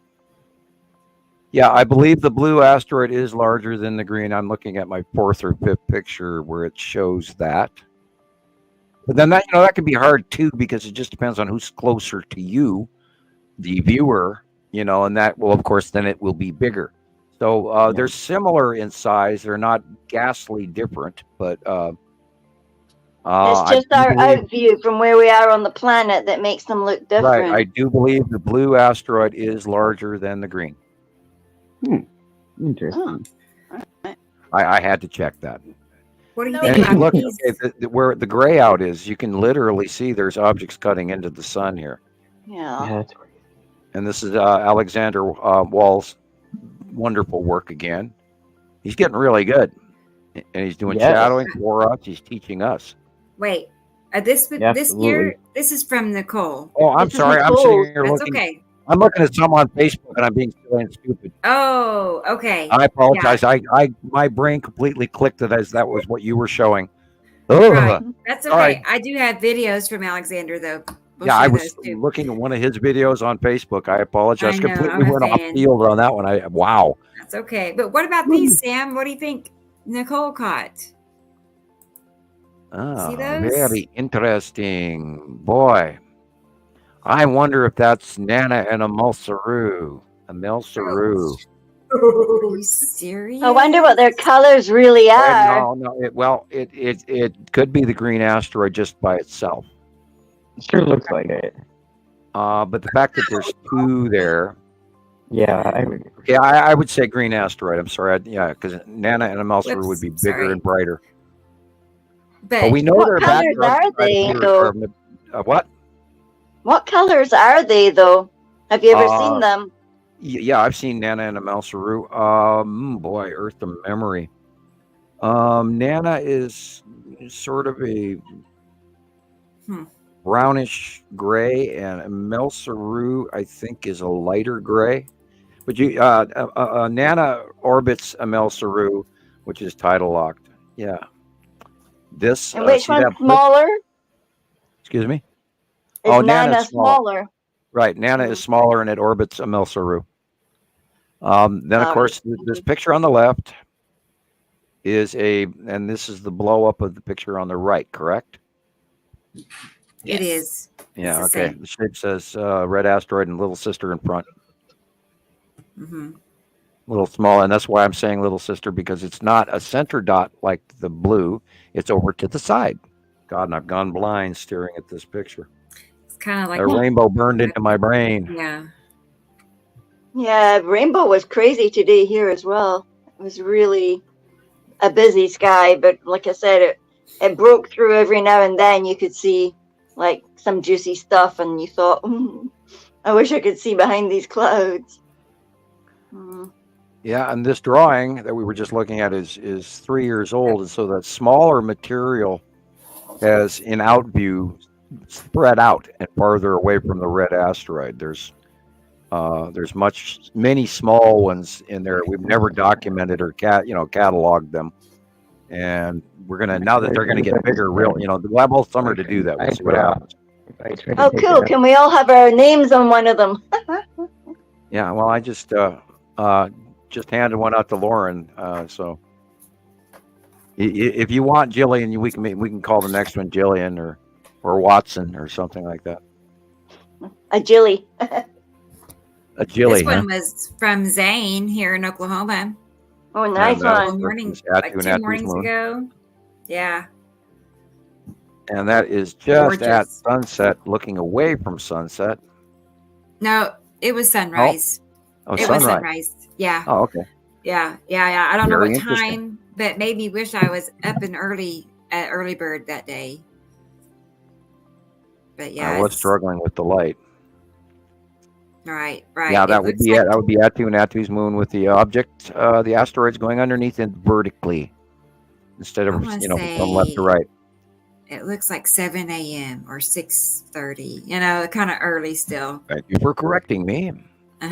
That's okay. All right. You didn't know, so you don't know. So I don't want to be wrong, but I'm wrong all the time. I know it sucks. Yeah, it does. There we go. Oh dear, is that Carla's? Yeah, Carla, you are patching out really bad. Yeah, I think I'm gonna lose some power. I have my Bluetooth in, so I think I'm gonna drop with you guys here in a minute. I see. So I'm gonna try to jump back on it a little bit without it in my ear. Yeah, do. I will. And we're gonna be switching in about an hour. We're going to be going over to a new show for our after show. Okay. So I'll send you the new link too. I'm making a list of everybody I'm going to send the link to. So I'll put your name down so I won't forget. And remember to get your snow shovel out and your tire chains and be I sure I wish on the snowblower gas up because you got snow coming. Yes, we are preparing, except for the tires. Well, it'll probably hit you Sunday evening. I don't know. I didn't check the time on when that's going to hit that area, but yeah, it's going to be a 3-day storm. Sunday through Tuesday. Wow. I was told Saturday, Sunday, Monday. So yeah, it's entirely possible by Tuesday it'll be all the way up in Maine. Yeah, it's crazy. So no, we're definitely getting prepared. So no, great talking to you guys, and I will try to jump back on in about an hour. Okay. Sounds good, Carla. All right. Thank you, guys. Talk to you later, for sure. Okay, Bye. Bye. Bye. Boy, that sends your brain somewhere. It changed, didn't it? It really changed. All of a sudden, Now we were talking to Alpha Centauri. Oh boy. Let's see. Okay. Well, I'm looking at my options here. I thought we have another video, a few different ones to watch. Okay, and we're at 3 hours, 2 minutes.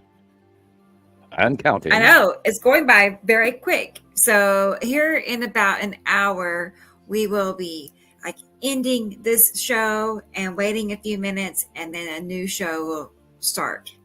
We're trying out something new and different in order to keep our shows at a 4-hour show when we start sending them over to podcast land.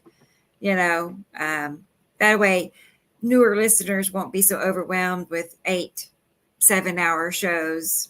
We don't want to scare people off. There are people that won't even watch, and I've had many people comment to me, "Oh, that video you sent me is 2 hours long. I can't watch that." Like, even 4 is a lot. Yeah, I know. Yeah, it was like I don't care how long a video is, and if I'm interested in it, I'll come back to it. Even if I have to, go somewhere else, I'll mark it, and then I'll, check my timeline before I turn it off, and then I'll come back to it. Yeah.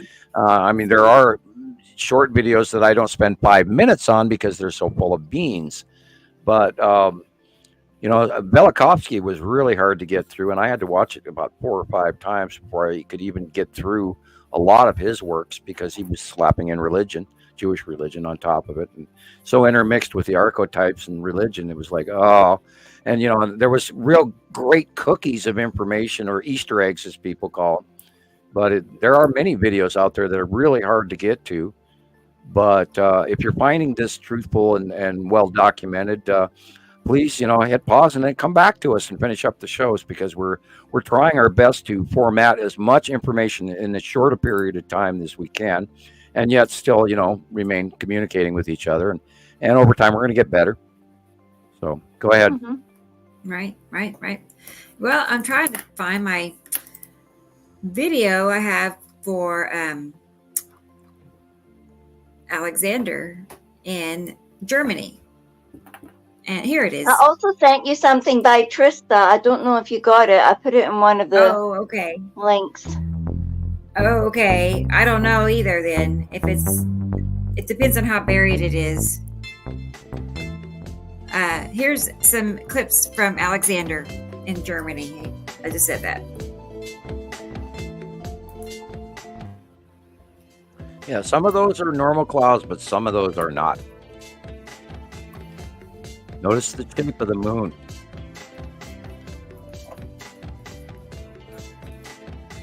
There is stuff flying up there, guys, and it's damn close. And we've got video footage going back from the International Space Station, where I'm amazed that they ever filmed it and actually released it, because we could see clouds and wave after wave after wave of debris and huge objects and stuff. And this is why I'm, telling people, go outside at night and look for these odd illuminations and do film them, because something is right there cutting off the bottom half of the moon. And this is what my skies look like today. All white, can't see nothing. But we got that storm coming in from Canada right now. And I'm praying that we don't damage the trees by refreezing again and getting snow on top of everything, because that'll harm fruit production and the such. I'm hoping that it does go on the other side of the Rockies. And remember, there's two parts of Montana. There's western Montana and then eastern Montana. And we have the Rockies in the middle, or actually not on the middle, on 1/3 over. And it's two different Montanas. Now, we have a lot of, look at what's cutting into the sun at the upper left. And that's why it's flaring like that. That's why it's getting that big. That's a cutoff flaring. You can't even see it, it's so bright. Right. Because there's an object on the upper left cutting into it. And I think it's a smaller object, like an asteroid. Or it could even be the Texas cube, because it's in that area. Or it could be the side of Uri, because you see little stripes. Ow. So there is something definitely on the left there cutting in. Either a large planet, an alien craft, or an asteroid. And that's why it's doing that flaring. Now he's colorizing. And you can see in the left there is something darker on the left. I love that he does this. And we've lost Rebecca. Oh. Leighandra, I don't know if you know it, but we can't see you. I know you're there. Yeah, I turned my camera off. I'm still here. Okay. I saw your message also come up on the Facebook notification. Yeah. And yes, we can name one. Would you let me know in PM text what you want to name it, and then we'll go from there. And that means I'm going to have to go to work here and start studying. I know, right? It requires more work. We'll have to start selling names. I'm joking. Never thought about that one. Yeah, how much you're going to give me if I name an asteroid after you? Yeah, I'm joking. No, because this is a part of history, so it's that's true. That's true. And an honor. Well, ladies and gentlemen, for those of you who are watching today's program, this actually does go down in history. So be sure to attach yourself to this project, and that's kind of how I view. How the hell did they know all about my life unless they looked it up somehow? And maybe they got this show. Maybe they have old archive copies of, the Citizen Science Project with Samuel Hofman. Who knows? I don't know how they looked me up, but they're from the future, so I guess they can do that. Exactly. I think that they knew exactly that you were going to be an important person to put this information forward, and they said, "Okay, gotta get them." They thought it was rather odd that I was able to sit up on their table and go, I'm awake. What are you doing? Hi, who are you? What the hell is this? And all of that. And I think I scared them. Was the guy did the alien guy say he was related to you? I didn't catch the last part. You turned your head away. I think her pooch started acting up. Your right throat. What did you say, Gillian? I didn't catch what you said. The guy that you talked to, you call him the emissary. No, that's what he referred to me as. He was the student. He asked that I call him the student because he said it would be an insult for me to try to pronounce his name. That seriously looks like the edge of the Texas cube. That looks like the flat bottom of the Texas cube. Now all we have to do is look for a side orb so we can authenticate it. Is it at the bottom of that? Usually it's in front of or to the right of. Okay. See how that darkness on the right there. See how dark the box in the left to the left of the sun is? And that looks like a Star Destroyer right there to the right. Little triangle. All the other little triangle ships. Yeah. Yeah, he's zooming in right there. That looks like the Texas. See that dark shadowing? I bet you that's the Texas cube right there. That is strange.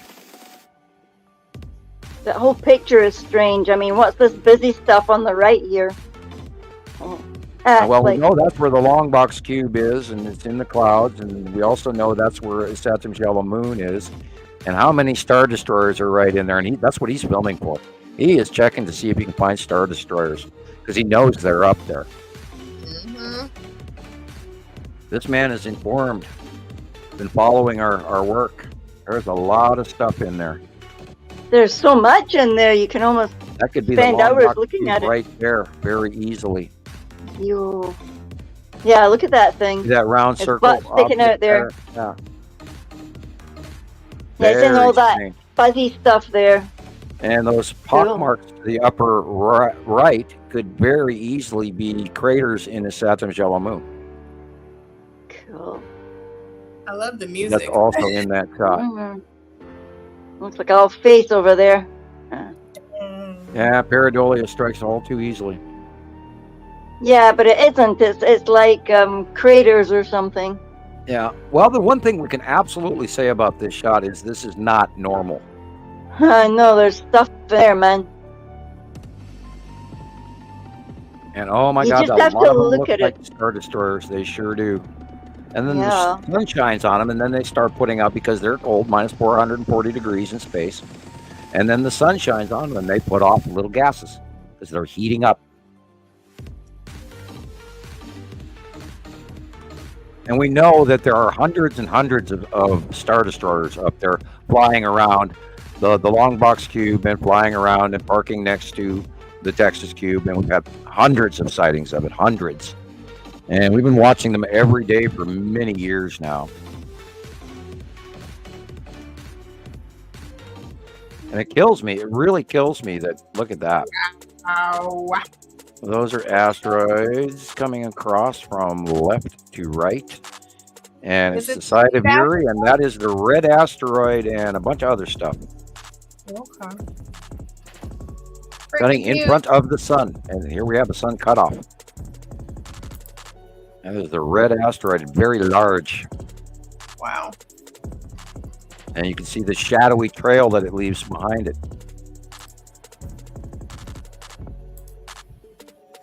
Lots of stuff. And it, oh, look at that. There's a, see that rainbow? That is the bottom of that. You know that one, don't you, Gillian? That's the bottom of Atu. Yep, seen that. That's my friend. The outer atmosphere of the bottom of Atu. I'll never forget seeing that. It's the exact same color and everything. The glow. And there's no such thing as upside down rainbows. I'm terribly sorry. And we have hundreds of sightings. Yeah, that's right where it belongs. Bottom of Atu. And then Uri is on the left. You can see the cutoff line of Uri's dark blue versus the light white sky. But that's Atu right there. That's the bottom edge of Atu.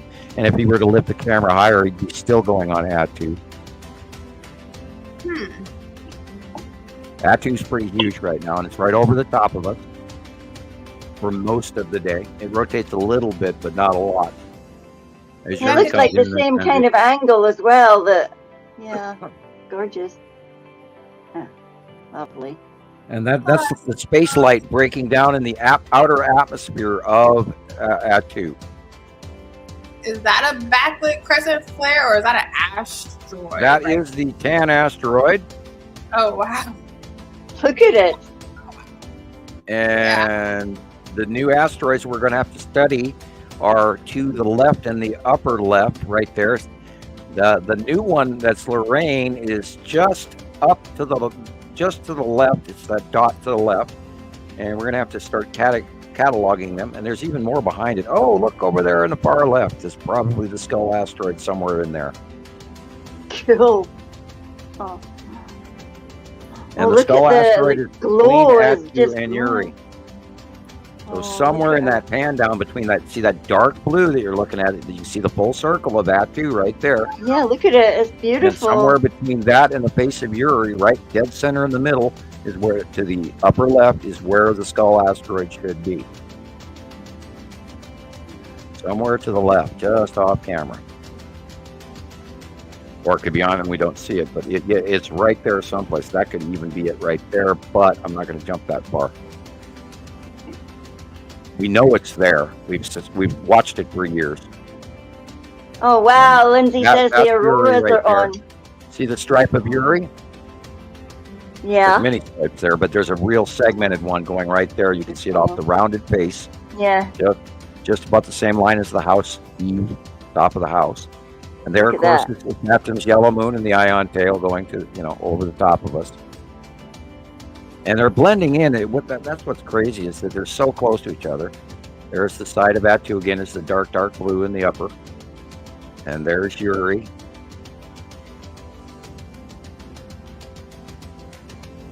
And going up to Atu's moon directly above him. You can see the bubbly, and then you see the blue behind it, which is Atu behind Atu's moon. And they're way high up in there, and you have to learn to look beyond the normal clouds, which there's a bunch of them in this one.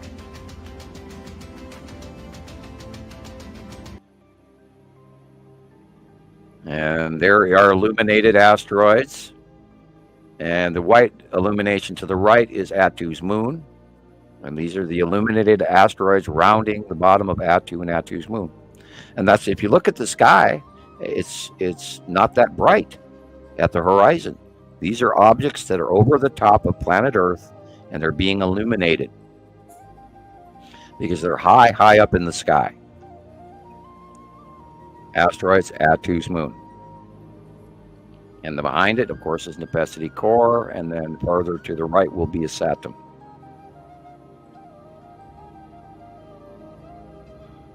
Time after time, they match. What's that nice music? That's the music with this video that Alex made. Not Alex. Well, Alexander. Alexander. Yeah, let's hope. Yeah, we're not gonna get I keep calling him Alex like I know him. Yeah. Yes, using shortened name from familiarity. I do that with Christopher too. I keep calling him Chris, and I'm like, well, his name is Christopher, so. Right. Lindsay says that the auroras are on already. That the aurora's back tonight. She's just sent pictures. Okay. Well, there has been a couple of major. Here's a picture. CMEs. So we're going to start seeing that. And coronal mass ejection is material that flies past Earth, and these accelerated charged particles from the star go past Earth, and they hit Earth's magnetosphere, and it affects that accelerated ionization is what creates the aurora borealis, and that, of course, is electricity and illuminated gases over the planet in our poles in our electrical magnetosphere. They're cool. Okay. And that's back around again. Those are awesome. Thank you again to Alexander. I don't think he knew I was sharing these today. I just kind of gathered them up from his Facebook page. So awesome. He's always one of my weekly favorites, really. I know he does incredible videos, doesn't he? I know. I like his stuff. He's just got such a magic. We have so many wonderful people out there that do send in their footage for us, and this is all how this works. Please keep sending them in, everybody, and we'll keep working. Yeah, we're getting quite a few on the Facebook, or not the Facebook, the our email account. I mean, quite a few, really, a steady amount. So it's growing. We're getting a whole bunch of new pros. I mean, these people are really good at what they're doing too, and of course, over the years, a lot of people have learned from our examples and how we all had to spend time learning how to do a lot of this, and they picked up the tricks that we figured out, and what Jesus does with his famous index finger, and what you do, and there's some interesting material coming from Navarro Watch Africa. Is that the correct name on? Oh yeah, Navarro Watch Africa. Yes. Okay, yeah, and he does some interesting work. I like what he goes back into old world information, and he brings forward nice videos. Well done. They're a little disconnected from topic, but they're topic. So I just need to watch more of it. Yeah. I'm just going to go and see if I can see the aurora. Okay. Okay. Is that okay? Yeah, it's dark where you're at, isn't it? Of course. Lucky duck. What? Yes. Lindsay sent 3 or 4 pictures. I've sent them to you, Rebecca, just under the Trista stuff. There will be more of it in the next couple of days because of the X-Class flares that went off yesterday. Yeah, you said we're going to be busy sky watchers. Our arms are going to be sore. Click, click, click. Well, and our phones and our internet and things may not work as well. And we could also see a heightened increase in earthquakes. And like I said before, there was a 7.1 and a 6.5 and a 5.5 in Java, Indonesia. Would yesterday. that be why the power outages were on the Great Glen Fault as well? Well, it's possible there, the CME can, if Earth's magnetosphere gets overwhelmed and material actually breaks through, that will affect telephone wires, conductors, cell service, power stations, geological. It can even affect lava domes, and you name it. Yeah, because it looked like it went like a series, like dominoes. But then, I mean, if something trips, then a couple goes down, doesn't it? Yeah, usually, hopefully they don't blow out. Now if you get a full blowout, that's what's referred to as a Carrington event, and that happened in. I don't want a Carrington event just because I'm here. No, we don't want that worldwide because we'd never be able to come back from it because we couldn't make enough material to recover fast enough, and we'd go into chaos before it ever got finished. Oh, unless knowing the United States, we'd probably, hire a bunch of workers and start making our own as fast as we could, just like they did with the PPEs and all of that with the pandemic. So we'll see. And in this picture, you can clearly see the rounded edge of a planet standing there. I'm not sure exactly which one that is. Yeah, but this that is a from planet standing there. Gray Guy. Sorry. Okay, thank you, Gray Guy. Yeah. I'm trying to figure out which direction we're looking, but I don't see much shadowing to make that call. Right. Hard to tell. But it is at a slant, like, that's the edge of a planet, maybe at 2. Yep. Yeah, it's probably at 2. Being beyond in the west at the early part of the day. And our light is completely wrong. And we've been watching it for a couple of months now. And I'm entirely willing to believe that this eclipse that's coming up in a few days could be one of the passing planets, not what they're telling us, which would also account for why they're sending out the National Guard and giving everybody the day off, because this is an event they don't know what's going to happen. Instead of a normal, typical lunar eclipse. Why would they do things different this time instead of the last one a couple of years ago? And they're calling it annual. And why just, as far as I know, as far as I've heard, it's just that one area in Oklahoma, southeast Oklahoma. Why isn't there more National Guard along the totality band? I wonder why there. Yeah. Why close to me? And also remember, an hour after sunset in the western sky, today even, I don't know, depending on your cloud cover, you can have an opportunity to see the Devil Comet. And it'll be visible for the next few weeks, I believe, in the northern hemisphere. I'm not sure when that changes, but they did say in the an hour after dark in the western sky. So be sure to keep your eyes open for that. And it's called the Devil Comet because it has two little weird horns on it, rather than a comet tail average per se. It sort of has like a wing defect that Saturn has, but it's supposed to be very much smaller. Why? And it will be in the western sky. So why does it have the wing defect? It probably has to do with ice crystal gas release. They believe it might be mostly CO2 ice, really frozen gaseous ice, and it's just when the sun shines on it, then you get that heat up effect where it'll break the gases down, and it dispenses it in a pattern on the northern and southern angle edge of where the light would shine on it. Now, I've not seen it personally, so I can't tell you the angle that it's at, which direction it's headed, etc. But I will keep my eye open for it for the next couple of nights. Although we've been covered in a lot of clouds lately, so I hope I get to see it. Me too. That would be What's up cool. there? There's another comet somewhere as well, and there were two, and I don't know if this is one of the two or not because I didn't write it down, and I should have. Caught me napping. So these pictures I'm sharing, they're from Melanie Long.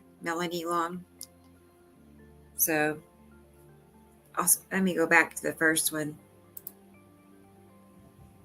But yeah, there's so some much sort of going on. Yeah, there's stuff. In this, when it looks like that, there's a lot going on, really.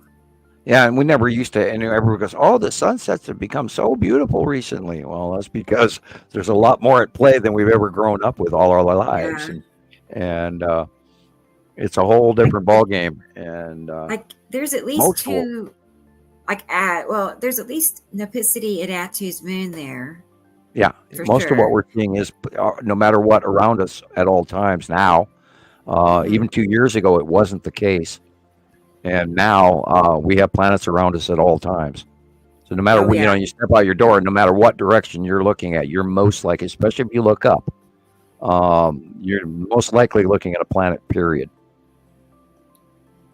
Every direction, north, south, east, west, turn, planet, turn. It's like that. Yeah. We're swimming in them right now. And I wish, and this is what I was thinking about, if I was to draw this on a chalkboard, I could express to people how we moved, because we used to be on the left-hand side of Uri and Attu, and now we are swinging towards the right-hand side of outward-facing Uri and Attu, and Attu's going over the top of us, and that's why we are now on the right side of them. And then Saturn and Nibiru are coming in from our out view on our right-hand side, and then going over the top of us comes sunset and all of that. Yeah, these kind of illuminations are what reminds me of the possibility that Saru is involved. Because Saru's core illuminates hugely and is very bright yellow and bright orange. Don't we have a picture from Maria? I think it was sent in the group chat. And Saru was present. It was so low on the horizon. Everybody was present. Just on the let me get those. If it's the same ones, let me get them. I'm pretty sure it's the ones I'm talking about. There we are. Oh yeah, she done snuck in on the horizon. Sam, I'm hearing the sky hum outside. You gotta confirm whether or not Saru is indeed in these pictures. Well, a couple of pictures ago, we saw the green blue that looks very, very Saru-like. That one. It's not was it these them? No. Hold on. Okay. These are some that I did get from Maria. Maybe she sent them to me. Okay. But yeah, huge illuminations. Wow. I think it was Maria. Let's see. And it is sort of green blue. It's entirely possible that would be Saru sitting there. Because Saru is huge, just like Nibiru. Just a little bit smaller than Nibiru. And in the early years, 2011, 12, 13, she got bigger and bigger and bigger. And then Yuri and At2 came in from the right and pulled in front of Saru. And then over the years, we got to see less and less and less of her. Yeah. And, because I've been a thing we haven't seen in a long time. Go ahead. Since 2017, and it's not been anything that's been around since I've been working on this. Mm-hmm. Really, 2018, maybe at the very latest. When I came in, the colors of the aurora are different as well. Yeah, the reds. We've never seen the reds in auroras like we are now in the last few years. Never used to be like that. It would always be green or blue, or maybe a little yellow, maybe a tinge of orange, but not red. Not anything I've ever seen. Green and purple. I've never seen that in Montana, and we occasionally get the aurora borealis this far south. Up here in Montana. Yeah, that could quite easily be the entire face right there of Saru with the orange illuminated base cloud right at the horizon there. Could quite easily. I've been expecting it forever. It's only when Yuri moves out of the way do we get a view of her. And now that Yuri is actually going beyond Earth and then filling into the north by the north sky by northeast sky in this little loop, and then back out by morning again to fill the east sky. And now that she does move over the top of us, we'll be able to see behind her and actually see Saru. I just sent them to you. Okay. Huge. I had to stop and see who was saying hi to me. Is my good friend Desiree Jones. So she lives about 45 minutes away from Tulsa. So we see each other pretty often. So yeah, good friend of mine. So I'm happy you're here, Desiree. Her and her husband are probably listening, Matt and Desiree. So actually, I have a couple of pictures from Matt and Desiree. Let's take a peek real quick. They've started taking pictures, I've noticed, and sending them to me. So it's exciting when your friends start getting the bug as well, isn't it? Yeah, it's rubbing off on them. Yay. Let's see. Apprentices, Samuel. Yeah, I was just thinking of some movie scene where I could go more to the hordes, or but I didn't want to go too kooky. Apprentices, Samuel. Yeah. But there was this one. It's really lavender looking. Yeah, look at it. Really I love those lavender skies, those soft pastel shades. We never got pastel shades before either, did we? No, they were stark primary. Now the sky themselves were pastel, light pastel blue, and then we'd have yellow sunsets and orange sunsets, but nothing like we have now. Yeah. And that's what's funny is nobody even remembers what the old sky used to look like. But, God, that was way back in that other century, way back when. Right. Not to me, it wasn't, but, Couple centuries for you. I still feel like I'm in my 30s, even though I'm not. I'm twice my 30 year mark. And I was laughing because my kids went way back in the old days, back in the 90s, and I went, "Oh my goodness, no, they didn't." Oh my word! The 90s are ancient days. The 90s was over 25 years ago. But you can't credit that. It's like shocking, isn't it? It's like a blinky of an eye. I'm ancient.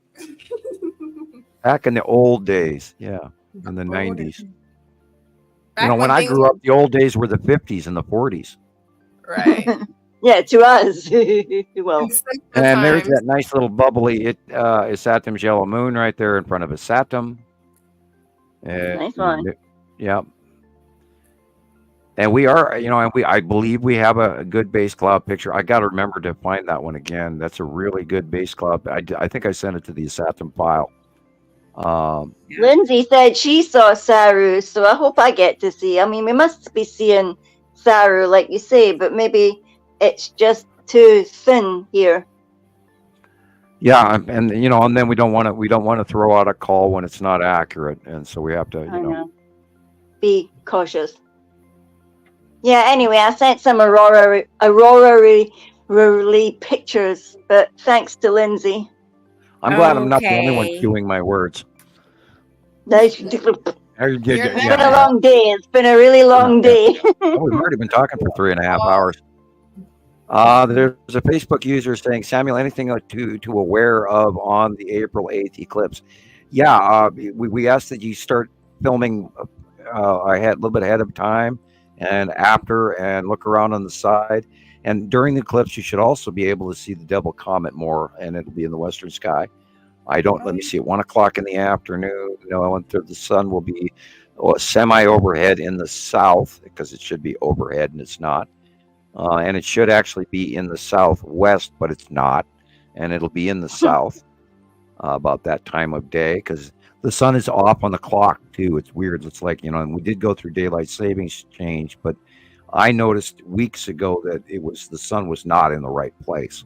Mm-hmm. And that's what, earlier on the show, that's what that one lady was saying, that it was in Aries, and where it Pisces. Did you play that video? Yeah, I think I've seen some of that one as well. Be in Aries, and it's in Pisces or whatever. I don't remember exactly. I'd have to look at the chart. She was saying it's not going to be the moon going past. It's going to be some other body. So do pay attention to what's going on right before, during, and after. And when it's going on and it's darkening around the Earth, look around everywhere else and maybe take a couple of shots, and you might get some really cool illuminated planetary objects. And get your widest shot possible. Don't pull in close. Pull out as far out as you can get, and that way we can see more. And then we can also tell what direction we're facing, which helps. So, and then be prepared. Because we're going to see it partially from here. We don't know if the New Madrid's going to break. We don't know if there's going to be mass earthquakes or storms, or people are going to start growing second heads or anything like that. So we don't know what's so, and then, don't jump in the hype, but do be prepared. Buy a couple of little extra supplies to have extra food on hand anyway. Rice and soup and that sort of thing. Stable foods that you can keep for a long time. 3, 4, 5, 6. Be prepared. Be prepared. Okay, that's about 2 weeks away. Y'all heard the man. No. Prepared. Don't get caught. Well, and I don't expect anything major to happen, but I mean, you never know. Nowadays, there's all kinds of, and there was a couple of fireballs that went flying over China last week. They had 2 major fireballs, and of course, it was daytime here when it was nighttime there, and they saw some big ones, and they were reported nationwide.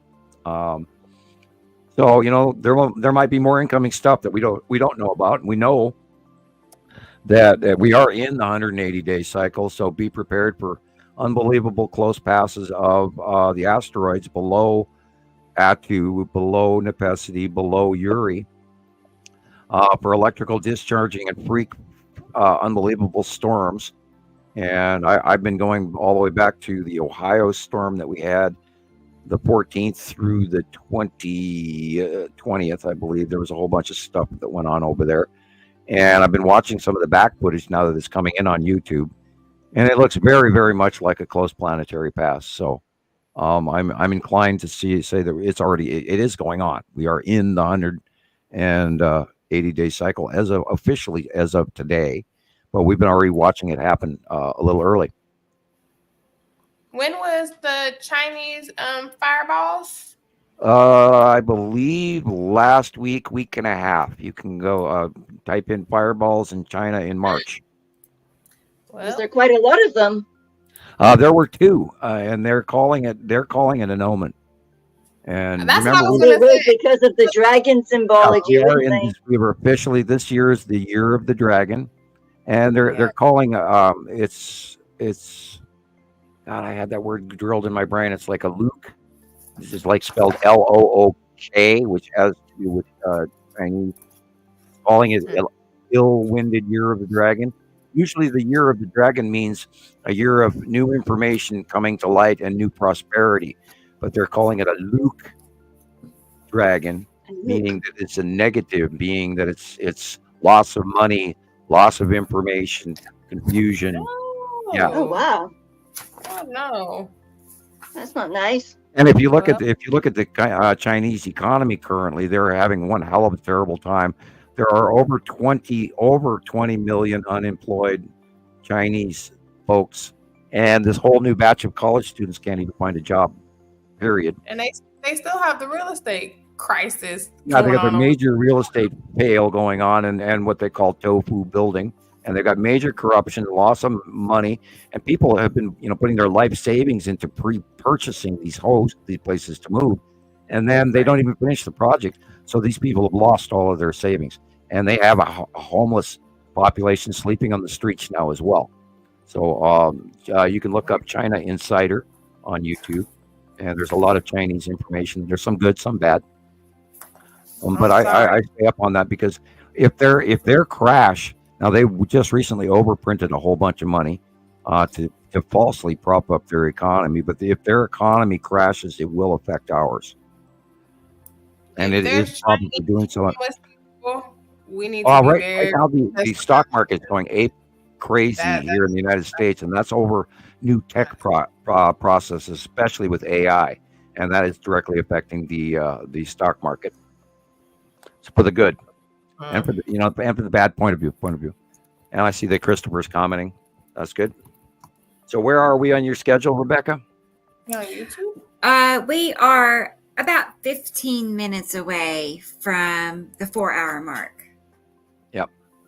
Which is our goal, to end about that point, and then pick back up at 5:30 my time. For the after show. Central. For the after show. And we will keep going. What time is it there just now? It is 4:42 right now, Central. So we're going to in mountain time. We'll end this show at 5 o'clock my time. So in about 15 minutes. And then we will resume. You'll see it there on Facebook and on YouTube. 30 minutes later. Show. Right. At 5:30 my time, Central.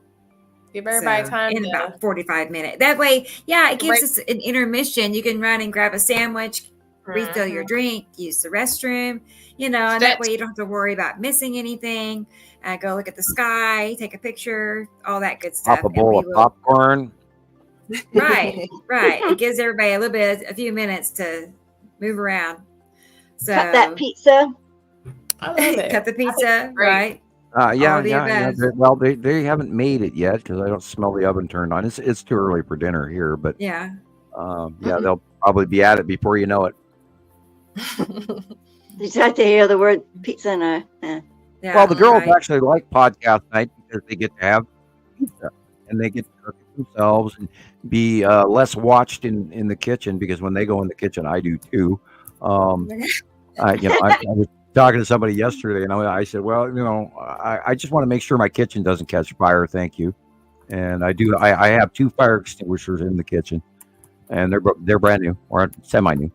And it's always a good thing to buy yourself, by the way. If people don't think about that, buy yourself a new fire extinguisher every 3 years or less. You put one in the kitchen, that way, and don't panic. Just put a cover on. They make some really new cool technology called fire blankets that you hang in your kitchen, and you just pull it off the wall and you just lay it over the top of whatever's on fire, and it goes out. Yeah, anyway, had those in the care home. I digress into and we could get them as a sales. I was wondering if I've seen those. Right. Yeah, they do make them now. A little blanket, and it's a non-combustible blanket. Because every time I've ever had a stove fire, I've always thought, put a towel on it. But then that towel's going to catch fire. Then what the hell do you do with it? But you have to put a soaking wet towel on it. But then if you have a grease fire, you're in trouble. So. Well, look at that. Yeah, I remember this picture. This is a few weeks saw this ago. the other day. I don't know how old it is, but I was curious. Yeah, I think we're newer version. I think we're looking at a wormhole with something coming through it. I can see that. It doesn't look fake. It does not look fake. No. They claim this is from this year, and I'm like, I don't know about that. Okay. But don't know. Yeah. Hi, Third Eye. Third Eye Cam is here, y'all. Hey, Third Eye. Glad you're here. See you. Hi, Third Eye. Right. That's a new account of theirs, huh? Is it? I think so. I think he just changed his little logo picture. Okay. Maybe that's I think. I mean, I don't know, but that's maybe. Let us know in the Maybe. comments. Yeah. What is it, Third Eye? What'd you do different? Something's different. Yeah. Yeah, So, baking okay, soda. so a portal. No, a wormhole. Is that the Yeah, same thing? probably wormhole, portal, whatever you want to call it. You know, that we know. Okay. We have seen so many. I mean, again, dozens and dozens, 20, 30 sightings where we've seen ships going in and out of wormholes that they were creating. And my favorite again is the Canadian Spiral, and this is what it used to be listed as. And I can't find a copy back. But it was unbelievable because you can hear the sonic booms and everything when it actually increases speed and breaks the sound barrier and goes into the portal, and you hear boom, boom, and it was just and there was a huge debate. Oh, this can't be real. It can't be real. It can't be real. And I watched it. And I went, oh God, it looks real to me. And then I blew it up, and I even sent a copy of it out to have it even more blown up. And the person that at the lab said to me, this looks real. So, and that off we went. And we've seen a lot of wormhole entrances and exits and creations in the last decade. So they're quite real. And, people have to realize that there's alien technology galore here. It's not just, 12 little guys in a disc landing going, that's meteor later. None of that. There's an absolute unbelievable presence that is daily over the top of Earth.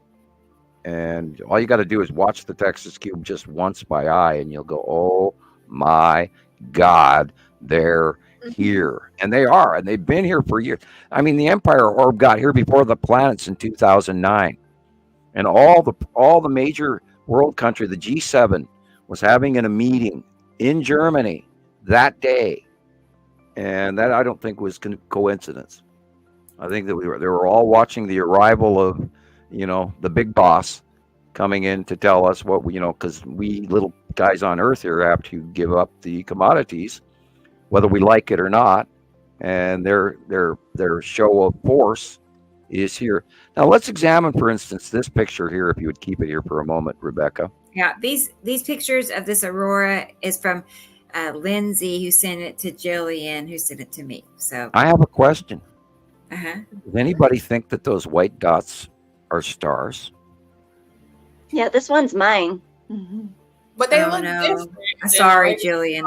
Those are little triangles. Those are not stars.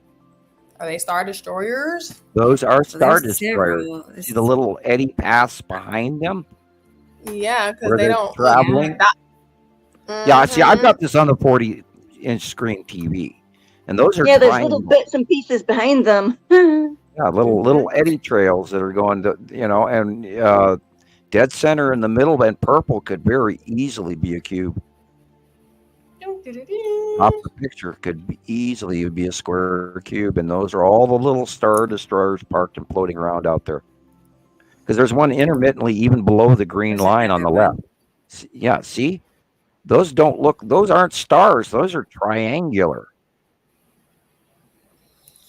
I'm going to have to, I'm going to have to zoom in on those, and I'll show us. I'll see what they look like. The stars are just little dots. They're circular, perfect circle dots, and none of them are circular. Every one of those. And the tree isn't fuzzy. Yeah, right. The tree isn't fuzzy either, although there is a little bit of shake on the lower left hand, excuse me. You can see that the left hand is sort of possibly out of focus a hair, but I don't see that in any of the upper objects up above. I don't see a blur. I see them all pretty definedly, and they're all triangles. Yeah, this one's really weird looking too. Wait till you see it. Yeah, and guys, there are Star Destroyers galore up there, and even big ones up close in our clouds, immediately within our normal clouds too. There, and I don't know how many sightings of that we've got where they're actually just cruising along, popping their nose out of a bank of real clouds, and we capture it, and then people send it in, going, "Look, I got one," and we've got hundreds of those. I mean, how many have you gotten over the years, Rebecca? Sorry, Sam. Close passing star destroyers, where they erupt partially out of the clouds, where you can see the conning tower and everything. Right, I know. I see them often, a lot. Yeah, and on her site and my site. Point. Yeah, you see a little point, and that's your, Yeah, and an undeniable straight line, and then and then look, there's the conning tower wisping out of the clouds, and you just go, yep. And you have to identify. If you see the straight line, okay, and where's the front, where's the back, where's it going, what direction is it heading, and does it have a conning tower at the back? And if you can get that one, then you've answered all the question. Is, hey, I'm staring at a ship, or not just an anomaly of a straight line in the sky. And we go through that with the cubes all the time. We always say, okay, it looks like the cube.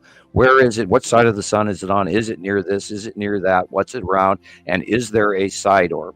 And if we find the side orb and the cube, and it all matches, it's on the right side or the left side, according to which one it is, Texas cube or long box cube.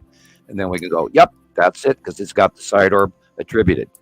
And you have to be careful. We can't jump the gun to attribute what's not real. But these are all triangle. Makes sense. Okay. And the only one that I don't see that's triangle is dead center in the green band above that little tree slightly to the right. Perfect. Yeah, yeah. See that? Those are ships. Mm-hmm. Definitely not a star. Yeah, those aren't stars. No. Those are ships. Look at that. Look at the shape. People, ET is here. Get loads of them. Man.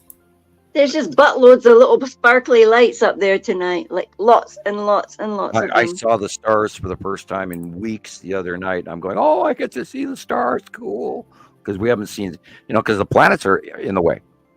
And it's been so long since I actually saw the stars. And we have a new view of the Milky Way, which has been really cool. Is it super different? The Milky Way will be in the northeast sky, along with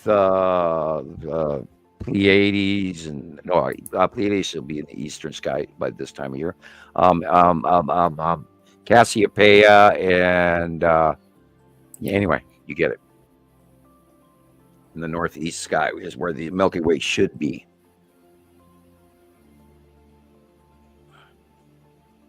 Yeah, so I think you this think is all those white dots are crafts? Yeah, here again, it is a little blurry, but they are triangles again. Uh-huh. See, well, that's Lindsay's one. Is it? Okay. I totally got them mixed up then. I was just... That's right. The lower ones are mine and the top ones were hers. But it's amazing that they kind of look... Mm-hmm. Yeah, I don't think those are stars.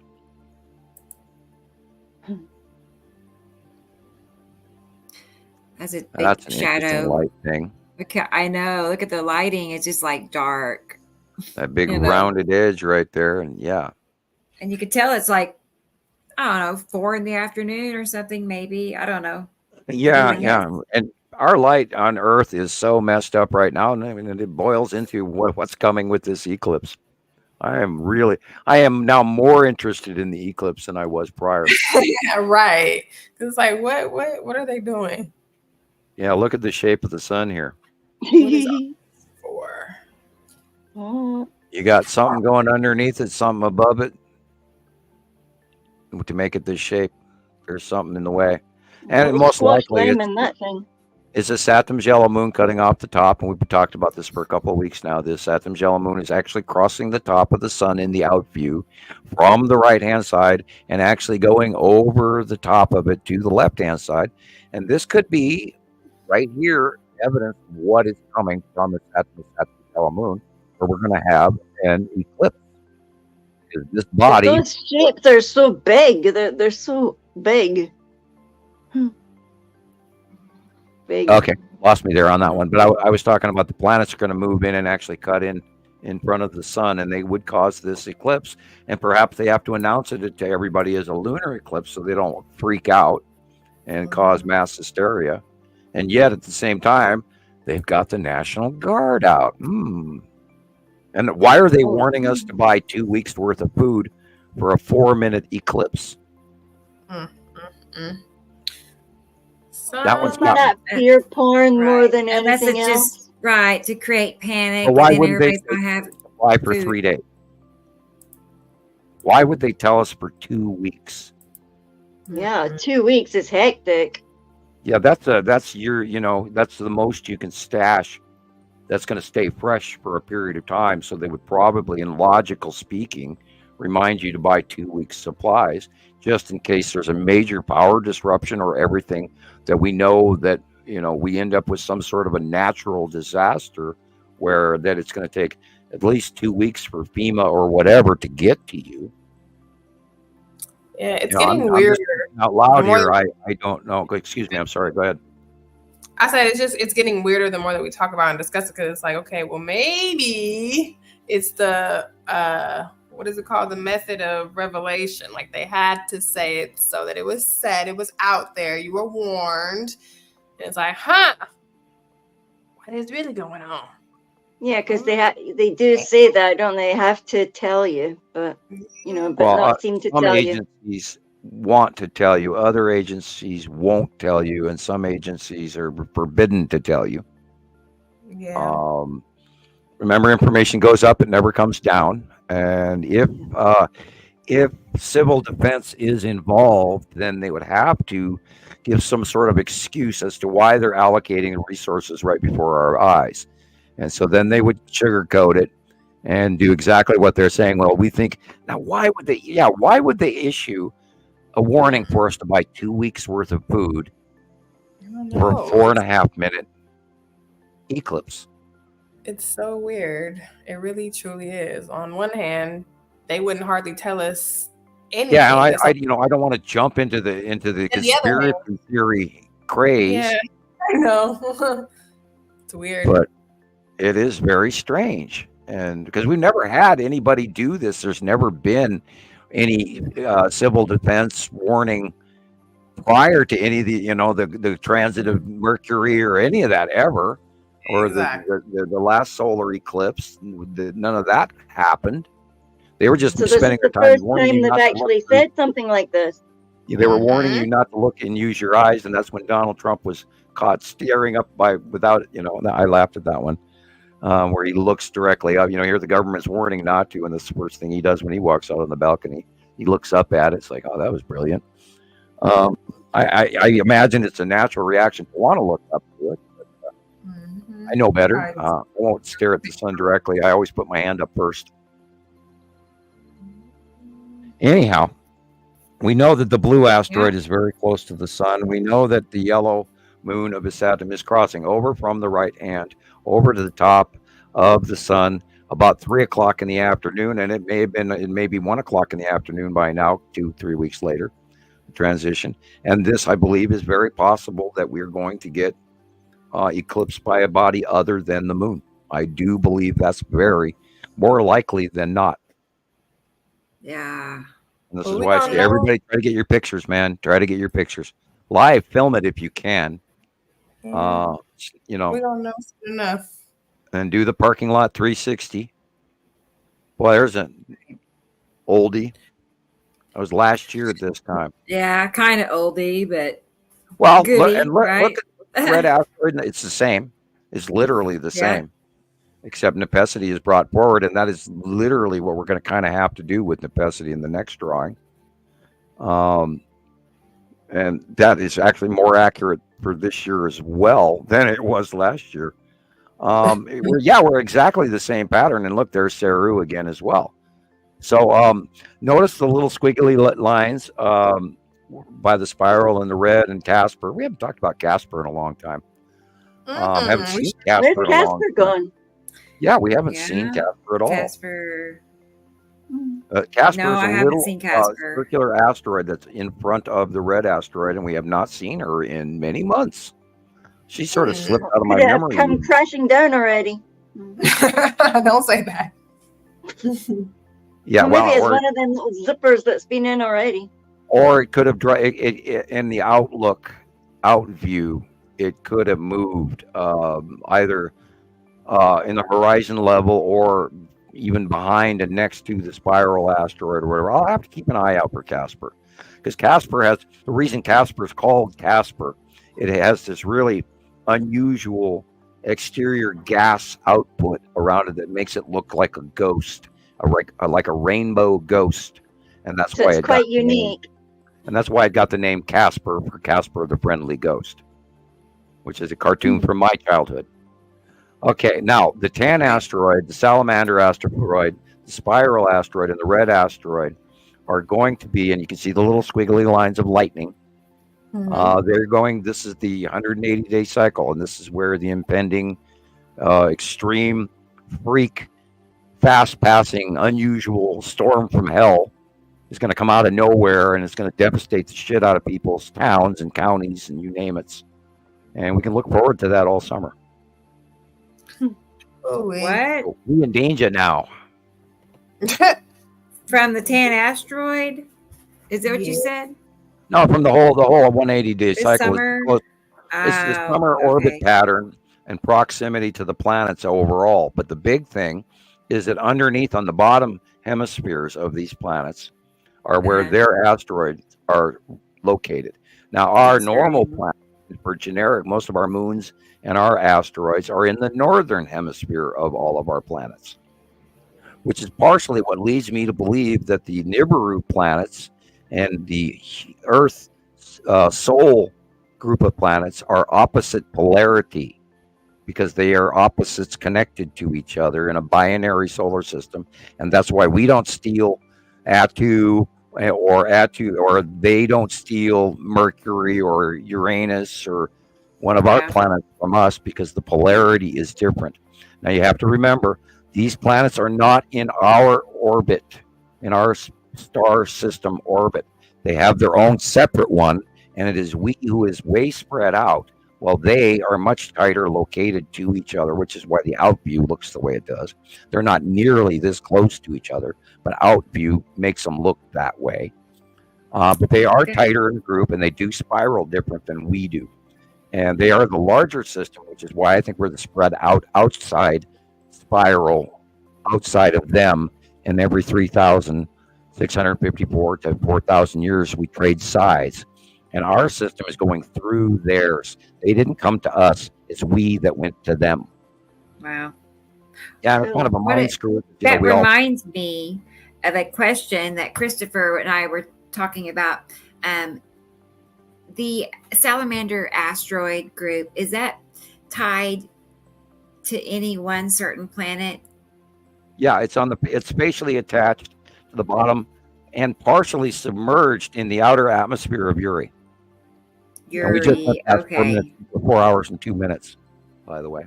Right. Yeah, I've been watching too. Okay. All right. Well, I think we'll stop here then. Or we'll stop our conversations on things, but we are going to pick back up in about under 30 minutes at 5:30. So about 27 minutes from now. And we'll pick back up where we're leaving off right here. I still have a list of pictures to go over for people, and I'm seeing more being added to our Gmail, so I'll work on those. And then the people on TikTok, I'm just going to keep you still going. Okay, so nothing will change, and I'll show a video or something. We'll figure that out. So, okay, guys, on YouTube and Facebook, go refresh your drinks and stretch your legs, and then come back in about 25 minutes. All right, sounds good. Okay, guys. Okay. Well, thank you, do you want me everybody. to X All right. out then? Are we gonna? Do you want us to leave? I'm gonna send you you all an entirely new link. Okay. In a few minutes. Okay. All right. We'll see how this goes. Okay. Okay. Bye, guys. Bye, everybody. Thank See you you. when we come Bye-bye. back from the break. Okay. Bye-bye. Bye-bye.